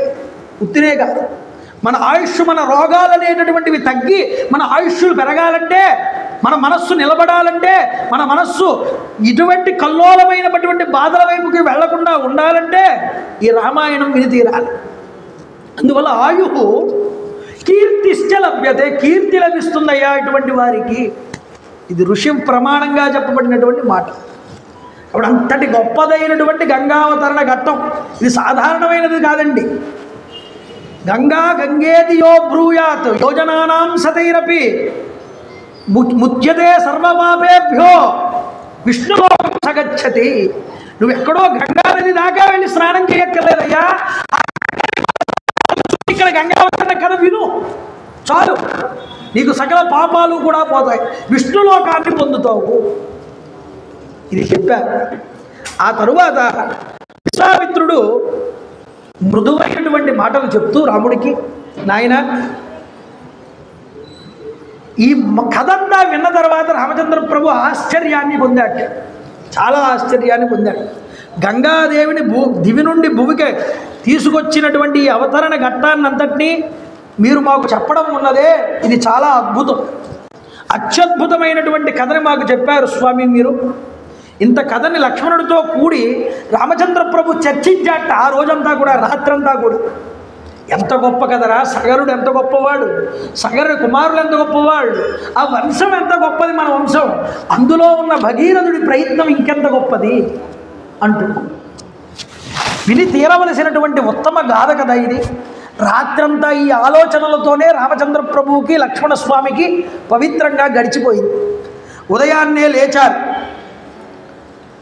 సిద్ధమయ్యారు, అన్ని కార్యక్రమాలు పూర్తి చేసుకున్నారు.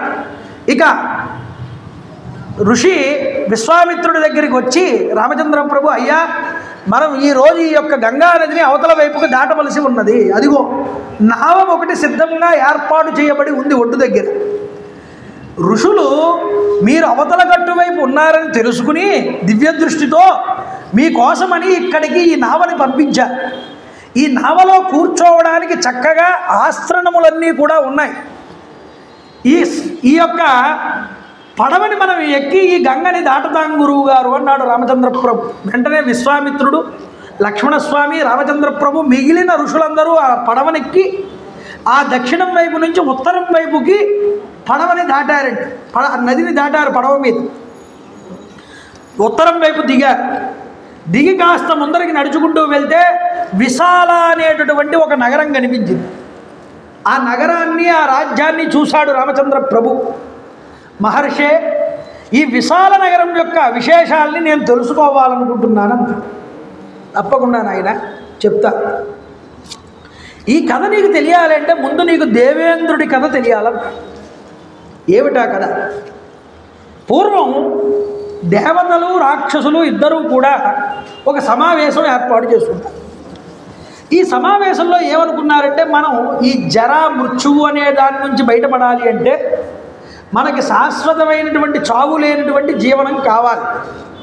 దీనికోసం మనం ఏం చెయ్యాలి అని అనుకుంటే వాళ్ళు పాల సముద్రాన్ని మందరా పర్వతంతో చిలకితే అందులో నుంచి అమృతం బయటకు వస్తుంది. ఆ అమృతం కనుక తాగితే మనకి చావు అనేటటువంటిది ఉండదు అని ప్రయత్నం చేద్దామనుకుంటారు. లోకంలో ఎవడైనా సరే చావు రాకూడదనే కదండి కోరుకునేది. ఎంతవాడు ప్రయత్నించినా చావు రాకూడదనే అనుకుంటాడు, రావాలని ఎవడనుకుంటాడు? ఈ కథ మనకి ఒక గొప్పదైనటువంటి తత్వాన్ని చూపిస్తుంది. ఆ తత్వాన్ని మనం పట్టుకోవాలి. అయితే సరే, ఇద్దరూ ఒడంబడికలోకి వచ్చారు. మందర పర్వతాన్ని తీసుకొచ్చారు, పాల సముద్రంలో పెట్టారు. వాసుకుని పిలుచుకొని వచ్చారు. సర్పరాజు పరమేశ్వరుడి మెడలో ఉంటాడు. ఆయన్ని రిక్వెస్ట్ చేసి తీసుకొచ్చి ఆ మందరాచలానికి మధ్యలో చుట్టి ముఖం ఉన్న వైపు రాక్షసులు, తోకభాగం దగ్గర దేవతలు పట్టుకుని లాగుతున్నారు. ఆలోల జలది లోపల నాలోనహి విడిచి సురలు అసురుల వరవెన్ కీలా కోలాహలమై ఆలాహలము విషము పుట్టే అవనీనాదా అంటారు పోతన గారు భాగవతం. వాళ్ళు వీళ్ళు కలిసి ఈ మందర పర్వతాన్ని చిలుకుతూ ఉంటే చిలకగా అమృతం వస్తుందనుకుంటే ఈ వాసుకి అనే సర్పం భరించలేక నొప్పి నోట్లో ఉన్న విషాన్ని కక్కాడు బయట. అది విస్తరించింది, లోకాలన్నింటినీ విస్తరిస్తుంది. దేవతలందరూ భయచికితులయ్యారు. పరుగుని ఎవరు కాపాడుతారు ఇప్పుడు అంటే అందరూ పరమేశ్వరుడి దగ్గరికి పరిగెట్టారు. పరమేశ్వరుడి దగ్గరికి పరిగెట్టి చలి కైలాసమునంజొచ్చి పరమేశ్వరు నివాస ద్వారముంజేరి ఈశుని దవ్వారికులు అడ్డుపడ తల మంచుంజొచ్చి కుయ్యో మొర్రో విను మాలింపుము చిత్తగింపుము దయను వీక్షింపుమని చెప్పి శంభుజాసును శంభుజాసుని ఆర్తరక్షణ కళా సంభ్రముని శంభునిన్నన్నారు. ఇక బాబోయ్ పరమేశ్వర, విషం ముంచుకొచ్చేస్తోంది, మమ్మల్ని చంపేస్తోంది, నువ్వు తప్ప మమ్మల్ని రక్షించేవారు లేరు, నువ్వే మమ్మల్ని కాపాడాలి అని కైలాస పర్వత శిఖరం దగ్గరికి వస్తే పార్శ్వదులకు ఎంటేశారు దేవతలు వెనక్కి. లోపల ఈశ్వరుడు ఏకాంతంలో ఉన్నాడు, వెళ్ళడానికి వీల్లేదు. కుయ్యో మొర్రో విను మాలింపుము చిత్తగింపుము, మా మాటలు వినవయ్యా పరమేశ్వర, లోపల ఉండి వచ్చి మమ్మల్ని అనుగ్రహించని బాధపడుతూ అరుస్తూ ఉంటే అప్పుడు పరమేశ్వరుడు వీళ్ళ మాట విన్నట్ట ప్రత్యక్షం అయ్యాడు ఎదురుకుండా. ఆయన ప్రత్యక్షం అవ్వగానే దేవతలందరూ ప్రార్థన చేశారు.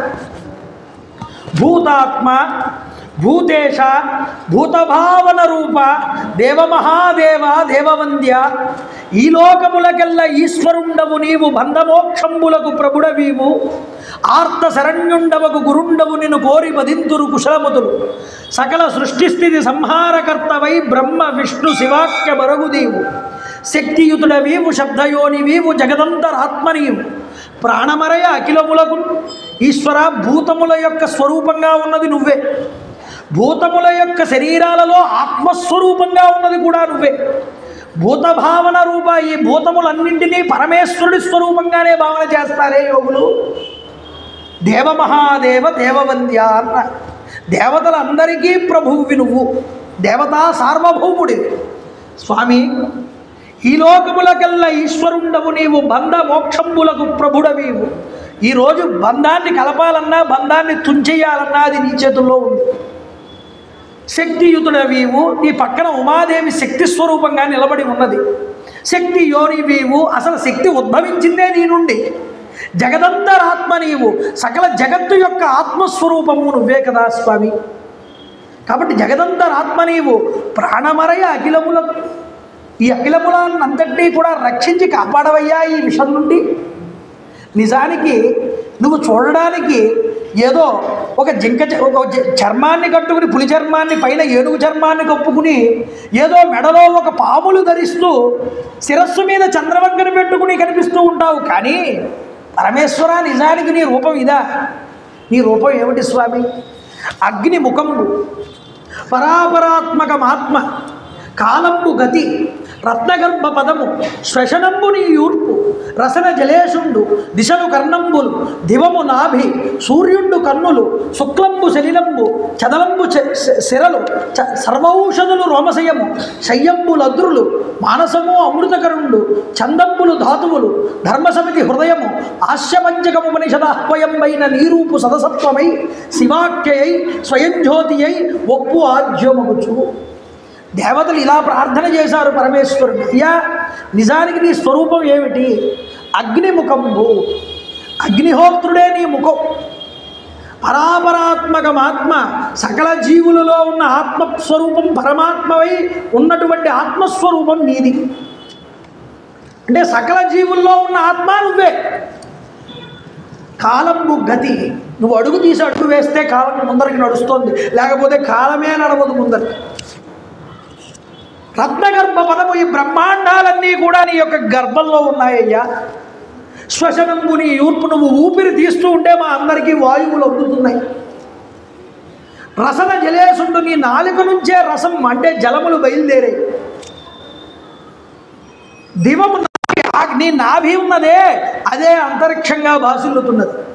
సూర్యుడు చంద్రుడు నక్షత్రాలు అన్నీ కూడా నీ యొక్క నేత్రములయ్యా. అయ్యా మహానుభావ, శుక్లంబు సలిలంబు, ఈ యొక్క జటలు శిరం, ఈ జటలున్నాయే శరీరం మీద ఉన్నటువంటి వ్యాప్తి చెందుతున్నది. ఈ జటలన్నీ కూడా ఈ యొక్క వృక్షాలు అన్నారు. సర్వౌషధులు రోమశయము, నీ వెంట్రుకలున్నాయి శరీరం మీద, అన్నీ ఔషధాలు. నీ హృదయం ఉన్నదే, అదే ధర్మమయ్యా. నీ పరమేశ్వరుడు హృదయం ఏమిటంటే ధర్మమే. ఎవడు ధర్మయుక్తుడై ఉంటాడో వాడు పరమేశ్వరుడి హృదయాన్ని చూరగొంటాడు. నీ హృదయం ధర్మం. ఉపనిషదాహ్వయంబైన నీరూపు సదసత్వమై, పంచోపనిషత్తులు పంచముఖాలుగా కలిసి ఉన్నావు. అంతేకాదు దిక్కులు, 5 దిక్కులు కూడా 5 ముఖాలుగా ఉన్నది. సజ్జోజాత అఘోర మత్పురుష ఈశాన వామదేవ ముఖాలుగా. కాబట్టి నీ రూపాన్ని అలా భావన చేస్తున్నావు ఈరోజు. ఎందుకని? 3 మూర్తులకు, 3 లోకములకు, 3 కాలములకు మూలమగుచు భేదమగుచు తుదిన అభేదమై ఒప్పారు బ్రహ్మమనగా నీవే పాలనయన. పరమేశ్వర, చూడడానికి ముగ్గురుగా కనిపిస్తారు మీరు. ఎలాగా? బ్రహ్మ విష్ణు మహేశ్వరులా.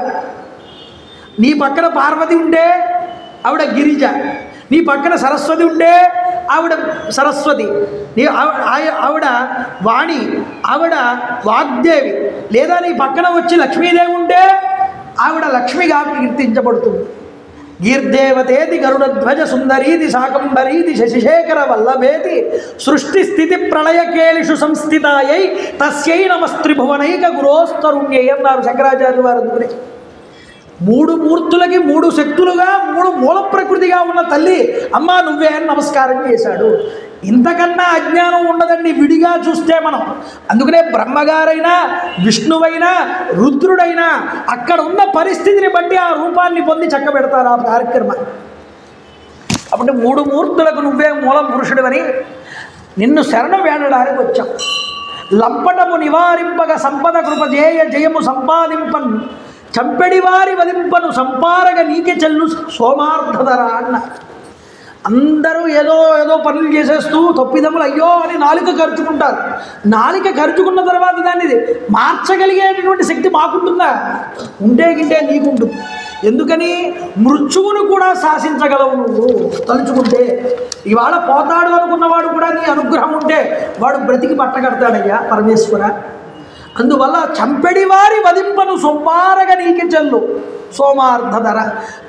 మార్కండేయుడు చచ్చిపోతాడనుకుంటే యమధర్మరాజుని ఎడమకాలితో తన్ని అందరి ప్రాణాలు తీసేవాడి ప్రాణాలు నువ్వే తీసేసావు. అలాంటి వాడివి నువ్వు అనుగ్రహిస్తే కానిదంటూ ఏముందయ్యా? పవి పుష్పంబగు అగ్ని మంచగు నాకూవారంబు భూమి స్థలంబౌ శత్రువు అతిమిత్రుండవు విషము దివ్యాహారమౌనన్నగా అవనీ మండలి లోపలం శివ శివేత్యాభాషణుల్లాసికిన్ శివ నీ నామము సర్వవశ్యకరమౌ శ్రీకాళహస్తీశ్వర అంటాడు దూర్జటి. ఆయన తలుచుకున్నాడా? శివభక్తుడు ఒక రాయి కేసి చూసి ఇది రాయి కాదు ఇది పువ్వు అన్నాడంటే అది పువ్వు కింద మారిపోతుంది. ఆ శివ భక్తుడికి అంత శక్తి ఉంటే నీకెంత శక్తి ఉందయ్యా? లేదుట అగ్ని మంచుకు ఒక అగ్నిహోత్రాన్ని తీసుకొచ్చి ఇది మంచుగడ్డ అంటే అది మంచు కింద మారిపోతుంది. శత్రువు అతిమిత్రుండవు శత్రువుని చూపించి వీడు నా మిత్రుడు అంటే వాడు మిత్రుడి కింద మారిపోతాడు. నకూబారంబు భూమి స్థలంబు సముద్రాన్ని చూపించింది భూమి అంటే సముద్రం భూమి కింద మారిపోతుంది.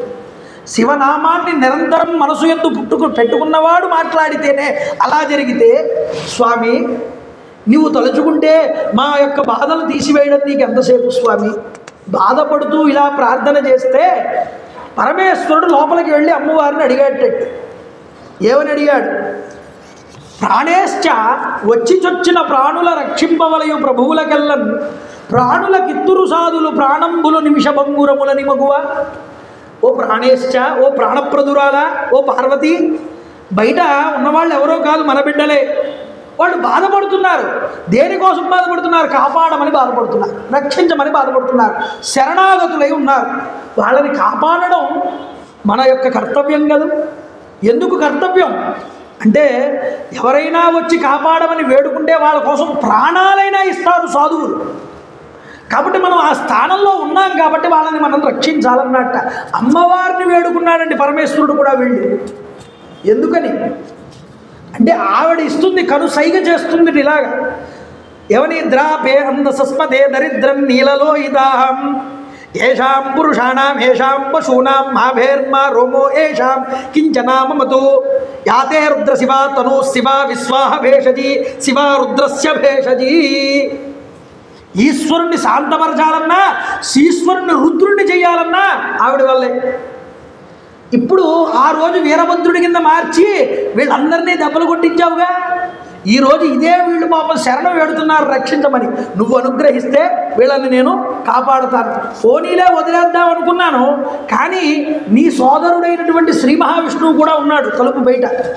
ఏం చేయమంటావు చెప్పు అంటే పుట్టింటి వారి పేరు చెప్తే కాస్త ఆడావిడ కాస్త కరుగుతుందని. ఏమండి? కాబట్టి ఆ సైడ్ నుంచి కూడా మాట్లాడాడు పరమేశ్వరుడు. మరి హరి వచ్చి నుంచున్నాడు, ఉంచమంటావు పంపించేయమంటావు, నువ్వు చెప్తే దాన్ని బట్టి చేస్తానన్నాడు. ఆవిడ చిరునవ్వు నవ్వి సరే మింగండి వెళ్ళి ఏం చేస్తాం, ప్రథమ తాంబూలం పరమేశ్వరుడాయే ప్రథమ దైవతమాయే. నారాయణుడు నవ్వుతూ అన్నట్ట, స్వామి ప్రథమ దైవం కదా నువ్వు, వచ్చి స్వీకరించు, ప్రథమమైనటువంటి నివేదన నీకేనని. సరే ఆర్డర్ పాస్ అయిపోయింది అమ్మవారి దగ్గర నుంచి జీవో. భాగవతం వింటున్న సుగుడు ముక్కు మీద వేలేసుకుని ఏ స్త్రీ అయినా భర్తని విషమింగమంటుందా? ఏవయ్యా ఇదేం విడ్డూరం? లేకపోతే ఐదవతనాన్ని కాపాడుకోవలసినటువంటి స్త్రీ తెల్లవారితే ఉదయం లేవగానే మొహమైనా ఇంకా కడుక్కోదు, కానీ మెడలో ఉన్న మాంగళ్యాన్ని కళ్ళగద్దుకుంటుంది. అలాంటి స్త్రీ తన భర్తను ఎప్పుడైనా కాఫీ టీ తాగమంటే అదో ఆశ్చర్యమే ఉండదు, కానీ ఈ విషం తాగమంటే ఏమిటయ్యా అంటే అప్పుడు సుఖమహర్షి వారు అన్నారండి భాగవతంలో, మృంగడివాడు విభుండని మృంగిడిది గరళమనియు మేలని ప్రజకు మింగమని సర్వమంగళ మంగళసూత్రమునెంత మది నమ్మినదో. మృంగేది గరళమని తెలుసు, మృంగేవాడు పరమేశ్వరుడని తెలుసు, కానీ మింగమన్నదట. ఎందుకని? తన మాంగళ్యం మీద ఉన్నటువంటి బలం ఆవిడికి తెలుసు. ఆవిడ నమ్మింది ఆ మాంగళ్య బలాన్ని. ఎందుకని ఏ సుమంగళి స్త్రీ అయితే ఉదయాన్న లేవగానే ఆ యొక్క సుమంగళిగా ఆ యొక్క తాళిబొట్టును కళ్ళకు అద్దుకుంటూ ఆ మంగళ గౌరీదేవిని పూజిస్తుందే, వీళ్ళందరి మెడలో తాళిబొట్లు పదిలంగా ఉండడానికి కారణం ఎవరు? ఆ జగదంబే. అమ్మల గన్నయమ్మ ముగురమ్మల మూలపుటమ్మ చాలా పెద్దమ్మ సురారులమ్మ కడుపారడి పుచ్చినయమ్మ తన్ను లోనప్పిన వేల్పుటమ్మల మనమ్మున ఉండెడి అమ్మ దుర్గా మాయమ్మ కృపాబ్దిచ్యుత కవిత్వ మహత్వ వటుత్వ సంపదలు ఆవిడ ఇబ్బందే ఉంది, ఆవిడ అన్నీ ఇవ్వగలదు. కాబట్టి అలాంటి అమ్మవారు, అందరికీ ఇచ్చే అమ్మవారు, ఆవిడికి లోటు ఏమిటయ్యా? ఆవిడికి ఆ నమ్మకం ఉంది, పరమేశ్వరుడు మింగగలడు, మింగేవగా నేను చూసుకుంటానే ఏదైనా ఉంటే అన్నగలిగింది. అంటే ఆవిడ మాంగళ్య బలం మీద ఆవిడకి అంతటి నమ్మకం. వచ్చాడు తన చుట్టూ సురసంగములు జయ జయధ్వానంబులు బొబ్బిడన్ ఘన గంభీర రవంబుతో శివుడు లోకద్రోహి హుంపోకు రమ్మని కెంగేల తమల్చి కూర్చి గడిగా నంగించి జంబూఫలంబున సర్వంకషమున్ ఆ సేవించే ఆహారంబు హేలాగ తిన్నన్నాడు. వదులుగా ఇలా రమ్మని పిలిచాట.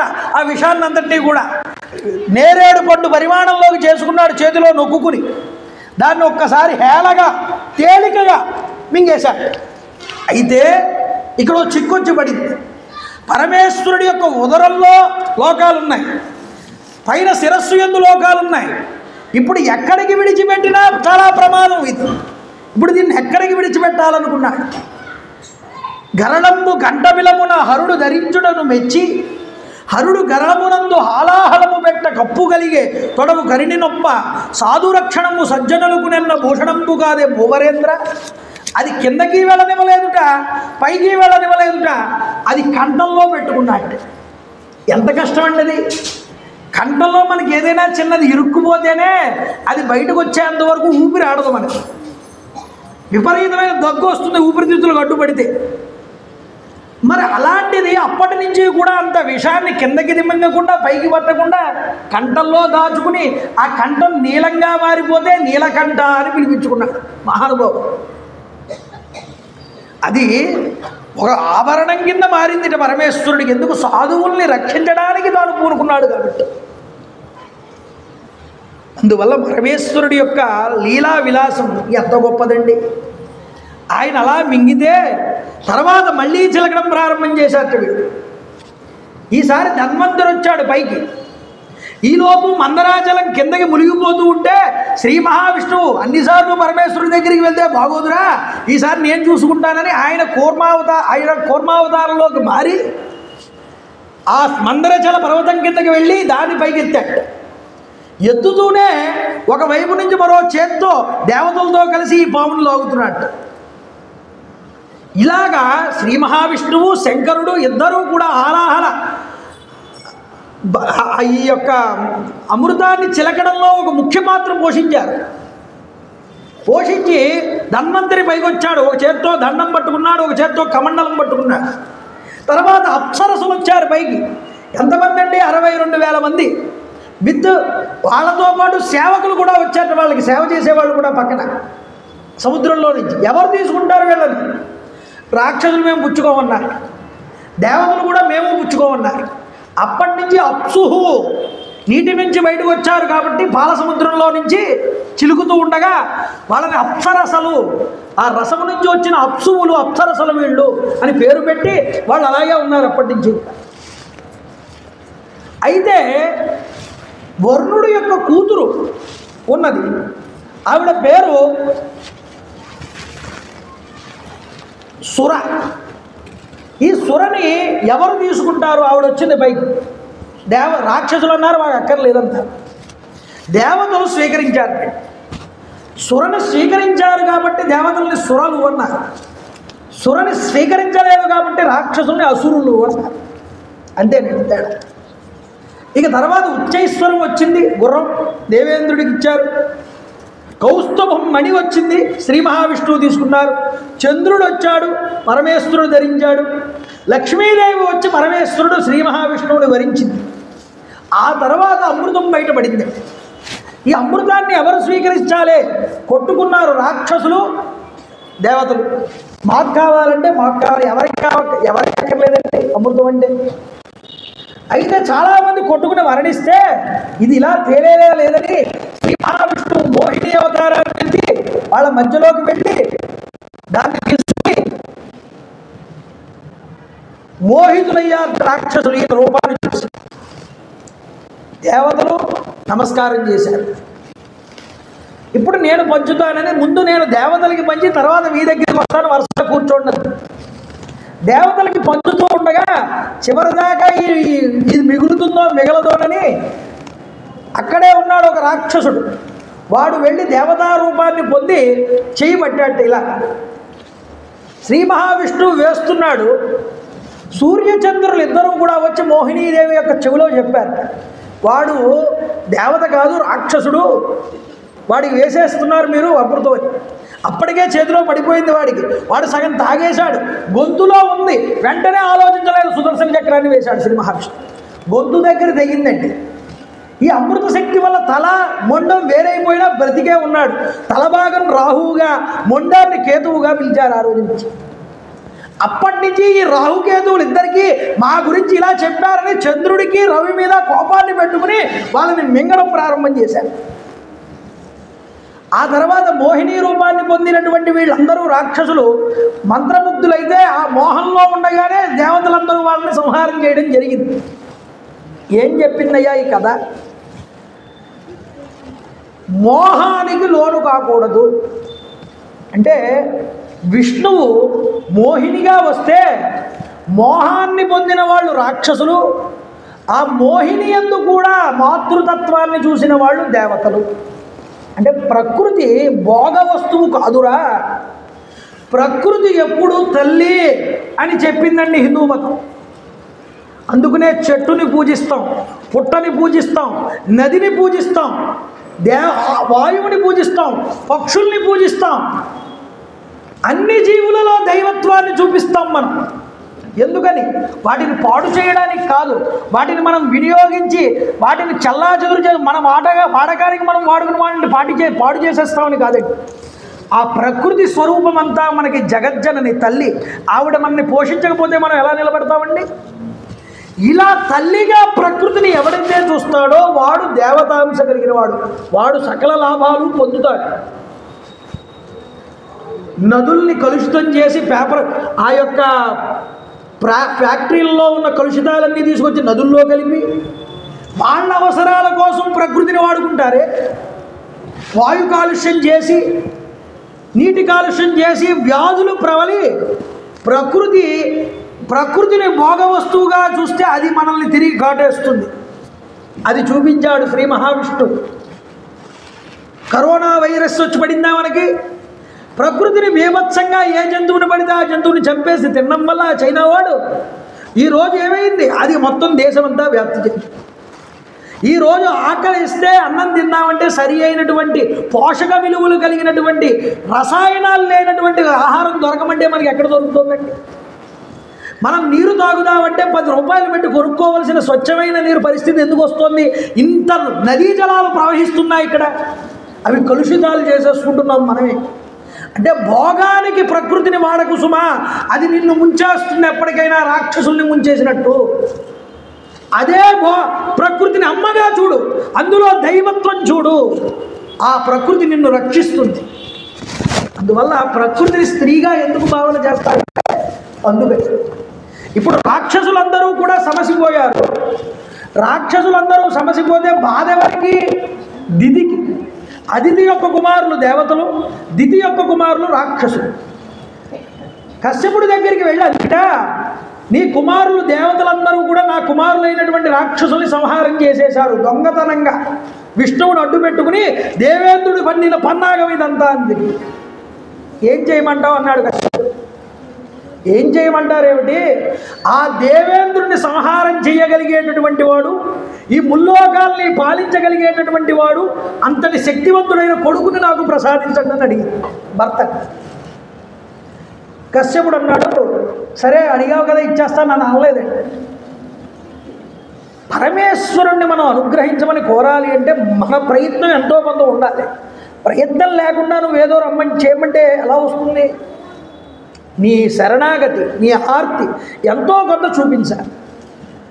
తేలికగా నువ్వు అనుకున్నది జరిగిపోతే ఎవ్వడూ ఏ పని చెయ్యడు. ఏమండి? దానివల్ల విపరీతమైనటువంటి అధర్మం బయలుదేరుతుంది.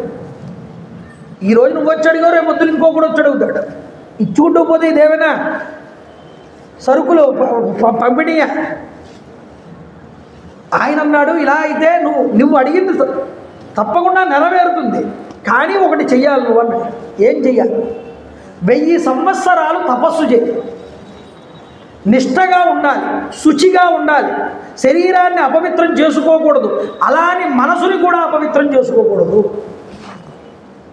అలా అపవిత్రం చెయ్యకుండా నువ్వు 1000 సంవత్సరాలు తపోనిష్టలో ఉండగలిగితే నీకంత శక్తివంతుడైన కొడుకు పుడతాడు. అదేంటండి? ఈ నియమం ఎందుకు పెట్టాడు? నిజంగా అంత తపస్సు చేసి పెట్టని కంటే ఆ తపస్సు శక్తి వల్ల ఆవిడ నిజంగా అంత గొప్పవాడిని పొందినా వాడి వల్ల లోకానికి నష్టం ఉండదు. కానీ లోపల భావం, చెడు భావం ఉన్నదిగా, దీనివల్ల అంతటి శక్తివంతమైన వాడు వస్తే ప్రమాదం. ఈ భావం, మనం ఆలోచించే విధానాలు, మన భావనలు మన బిడ్డ మీద కూడా పడతాయి. అందువల్ల ఆయన ఏం చేశాడు? ఈ షరతు పెట్టాడు. ఈ క్రోధంతో ఉన్నవాళ్ళు ఇలాగ దీన్ని జయించలేరని ఆయనకి తెలుసు. ఇప్పుడు ప్రారంభం చేసింది 1000 సంవత్సరాలు తపస్సు చేయడం ప్రారంభిస్తూ ఉండగా 990 సంవత్సరాలు గడిచిపోయి, ఈలోపు దేవేంద్రుడు కూడా వచ్చాడు. మధ్యలో వచ్చి ఆవిడికి సేవ చేయడం ప్రారంభం చేశాడు. ఎవరిని అయితే చంపడానికి పుత్రుడిని కనాలని ఆవిడ తపస్సు చేస్తుందో ఆ దేవేంద్రుడు వచ్చి సేవ చేస్తూ ఉంటే వాడి మీద కోపాన్ని పడకూడదు. ఎందుకు? తపస్సు, శుచి, అంతఃశుచి ఉండాలి, బాహ్య శుచి ఉండాలి. కోపపడకుండా వాడు సేవ చేయనిస్తుంది. కొంతకాలానికి ఈ సేవ చెయ్యగా ఆ దేవేంద్రుడి మీద కూడా ఆవిడికి జాలి కలిగింది. జాలి కలిగి, నాయన కుమార, నువ్వు నా కడుపులో పుట్టకపోయినా నా సవతి యొక్క కుమారుడివి కాబట్టి నాకు కొడుకు లాంటి వాడివే, నిన్ను చంపగలిగే అంత శక్తివంతమైనటువంటి కుమారుడు నా గర్భంలో ఉదయించబోతున్నాడు. అందువల్ల నువ్వు నాకు ఇంత సేవ చేశావు కాబట్టి రేపొద్దున వాడు పుట్టిన తర్వాత వాడికి చెప్తాను, ఈ దేవేంద్రుడిని ఏమి చేయబోకురా, వీడు నీకు అన్నగారు, వీడితో హాయిగా సఖ్యంగా ఉండు అని చెప్తే నా కొడుక్కి అప్పుడు వాడు నీ మీద వైరాన్ని విడిచిపెట్టి నీతో స్నేహంగా ఉంటాడు. అప్పుడు వాడు ఈ ముల్లోకాలని పాలిస్తాడు. వాడి యొక్క అనుజ్ఞతో నువ్వు కూడా కలిసి ఈ సుఖాలు అనుభవిద్దుగానిలే అంది. దేవేంద్రుడు నవ్వు ఊడుకున్నాడు.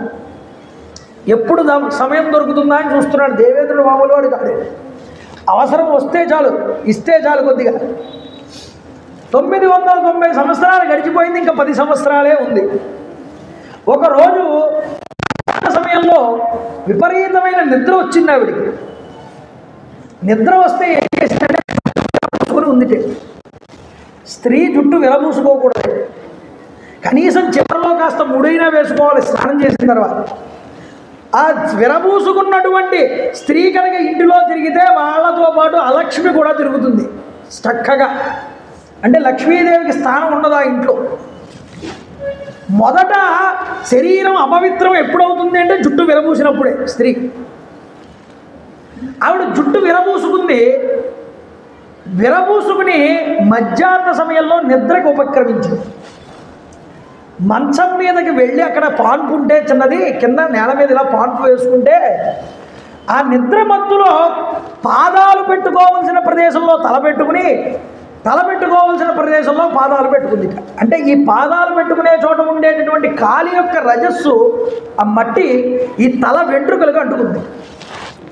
ఆవిడ అపవిత్రురాలై వెంటనే అవకాశం దక్కింది దేవేంద్రుడికి. ఆవిడ యొక్క గర్భంలోకి ప్రవేశించాడు సూక్ష్మంగా వెళ్ళి.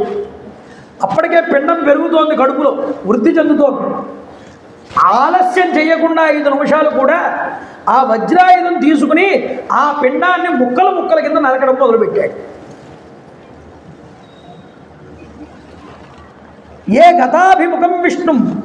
ఇక్కడ ఏమైంది అంటే వెంటనే రురోధ సుస్వరం రామ తతో దితి అబుద్ధ్యత మారుధో మారుదశ్చేతి గర్భం శక్రోభ్యభాషత. ఎప్పుడైతే ఇలాగా ఈ పిండాన్ని నరుకుతున్నాడో ఆ పిండం ఏడవడం మొదలుపెట్టింది. దేవేంద్రుడు అన్నట్ట మారుదో మారుదశ్చేతి, ఏడవకు ఏడవకు అంటూనే నరికేస్తున్నాడు. ఈ శబ్దాలన్నీ ఆవిడికి వినిపించాయండి. ఒకసారి కళ్ళు తెరిచింది ఆవిడికి అర్థమైంది, ఓహో నేను అపవిత్రురాలనయ్యాను, నా గర్భంలోకి దేవేంద్రుడు అదును చూసుకుని ప్రవేశించాడు, నా పిండాన్ని నరికేస్తున్నాడు. వెంటనే అంది, నహంతవ్యో నహంతవ్య ఇచ్చేవం దితిరబ్రవీత్. దితి అన్నదిట, చంపకు, ఆ పిండాన్ని చంపకు, వదిలిపెట్టంది. నిష్పపాత తతశక్రో మాతుర్వచన గౌరవాత్ ప్రాంజలిర్వజ్ర సహితో దితిం శక్రోభ్యభాషత. తల్లి మాట మీద గౌరవం ఉంచి అప్పటికే 7 ముక్కల కింద నరికాడు. ఇంకా నరకకుండా ఆ వజ్రాయుధం పట్టుకుని బయటకు వచ్చి అమ్మకి నమస్కారం చేశాడు. అమ్మకి నమస్కారం చేసి అంటున్నట్ట, అమ్మ తల్లి, ఇందులో నా తప్పేం లేదు, నువ్వు అపవిత్రురాలి అయ్యావు, నాకు అవకాశం ఇచ్చావు అన్నాడు. నా శత్రువుని నేను చంపక తప్పలేదన్నట్టు.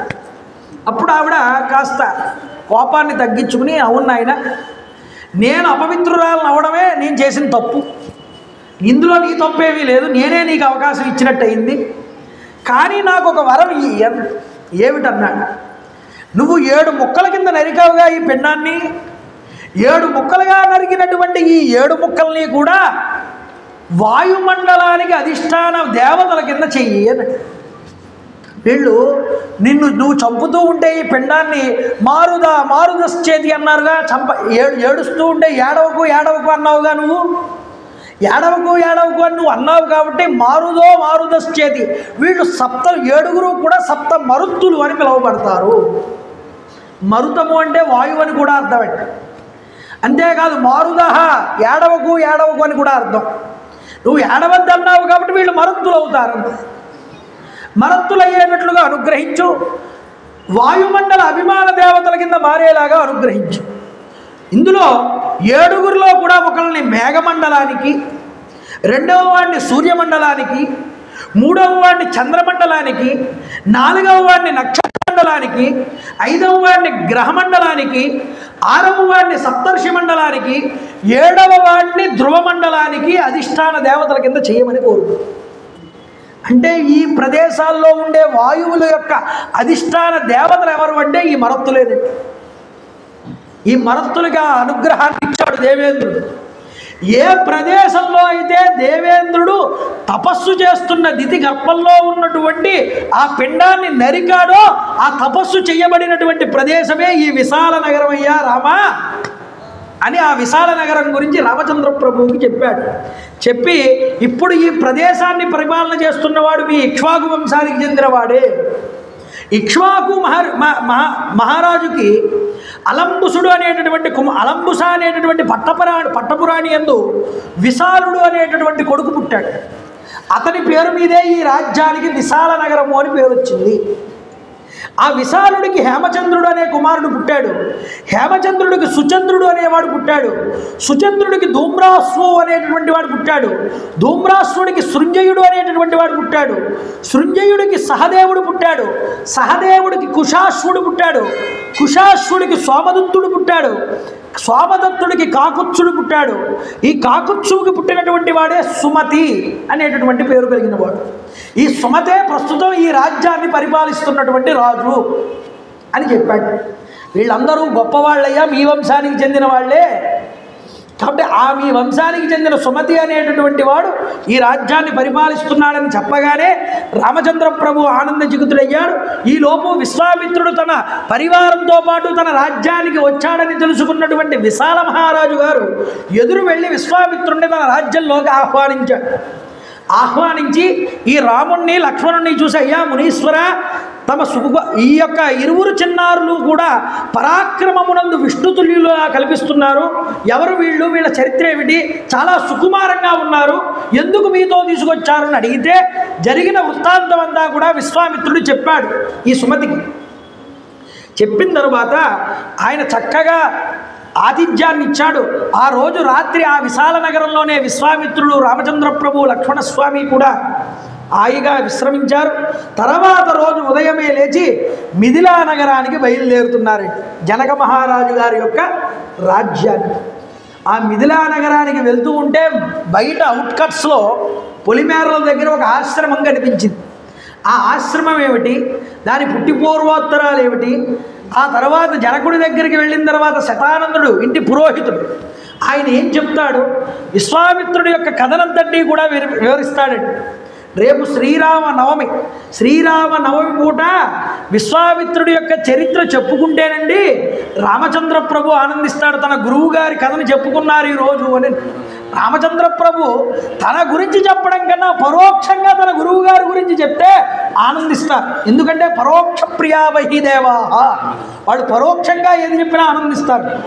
అందువల్ల మనం విశ్వామిత్ర చరిత్ర రేపు చెప్పుకుని రామనవమి పూట అసలు రామనవమి మనం ఎందుకు చేసుకుంటున్నాం, ఈ రామనవమి పూట మనం కళ్యాణం ఎందుకు చేసుకుంటున్నాం అన్న విశేషాలతో కాస్త మొట్టమొదట కొంత విషయం చెప్పుకుని ఆ తర్వాత ఈ అహల్యా ఘట్టాన్ని తరువాత విశ్వామిత్రుడి యొక్క వృత్తాంతాన్ని చెప్పుకుని ఎల్లుండటి రోజున మనం సీతారామ కళ్యాణ ఘట్టాన్ని చెప్పుకుని ఈ ఆదికాండని మనం బాలకాండని మొట్టమొదటగా మనం పూర్తి చేసుకుందాం.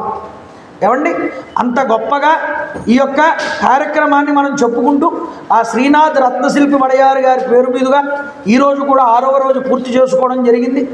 ఇక రేపన్నటి రోజున 5వ రోజు పూర్తి చేసుకోవడం జరిగింది. రేపు 6, ఎల్లుండి 7వ రోజు పూర్తవుతుంది బాలకాండ. నేను చెప్తాను, మీరందరూ కూడా చెప్పండి. శ్రీరామ జయ రామ జయ జయ రామ, శ్రీరామ జయ రామ జయ జయ రామ, శ్రీరామ జయ రామ జయ జయ రామ, శ్రీరామ జయ రామ జయ జయ రామ, రామ్ రామాయ నమః, రామ్ రామాయ నమః, రామ్ రామాయ నమః. ఈరోజు శనివారం కదా, శనివారం హనుమంతుడిని ఉపాసన చేయాలి కాబట్టి, హనుమంతుడు సుందరుడు కాబట్టి నేను చెప్తాను, మీరు కూడా చెప్పండి. శ్రీరామ జయ రామ సుందర రామ, శ్రీరామ జయ రామ సుందర రామ, శ్రీరామ జయ రామ సుందర రామ, శ్రీరామ జయ రామ సుందర రామ, శ్రీరామ జయ రామ కోదండ రామ, శ్రీరామ జయ రామ కోదండ రామ, శ్రీరామ జయ రామ కోదండ రామ. మంగళాశాసనపరైః పదాచార్య పురోగమైః సర్వైష్టపూర్వైరాచార్యైః సకృతాయాస్తు మంగళం. కాలే వర్షతుపర్జన్య పృథివీ సత్యకాలినీ. జయ గురుదేవ దత్త. ఓం శ్రీమామహేశ్వర పరబ్రహ్మార్పణమస్తు. స్వస్తి.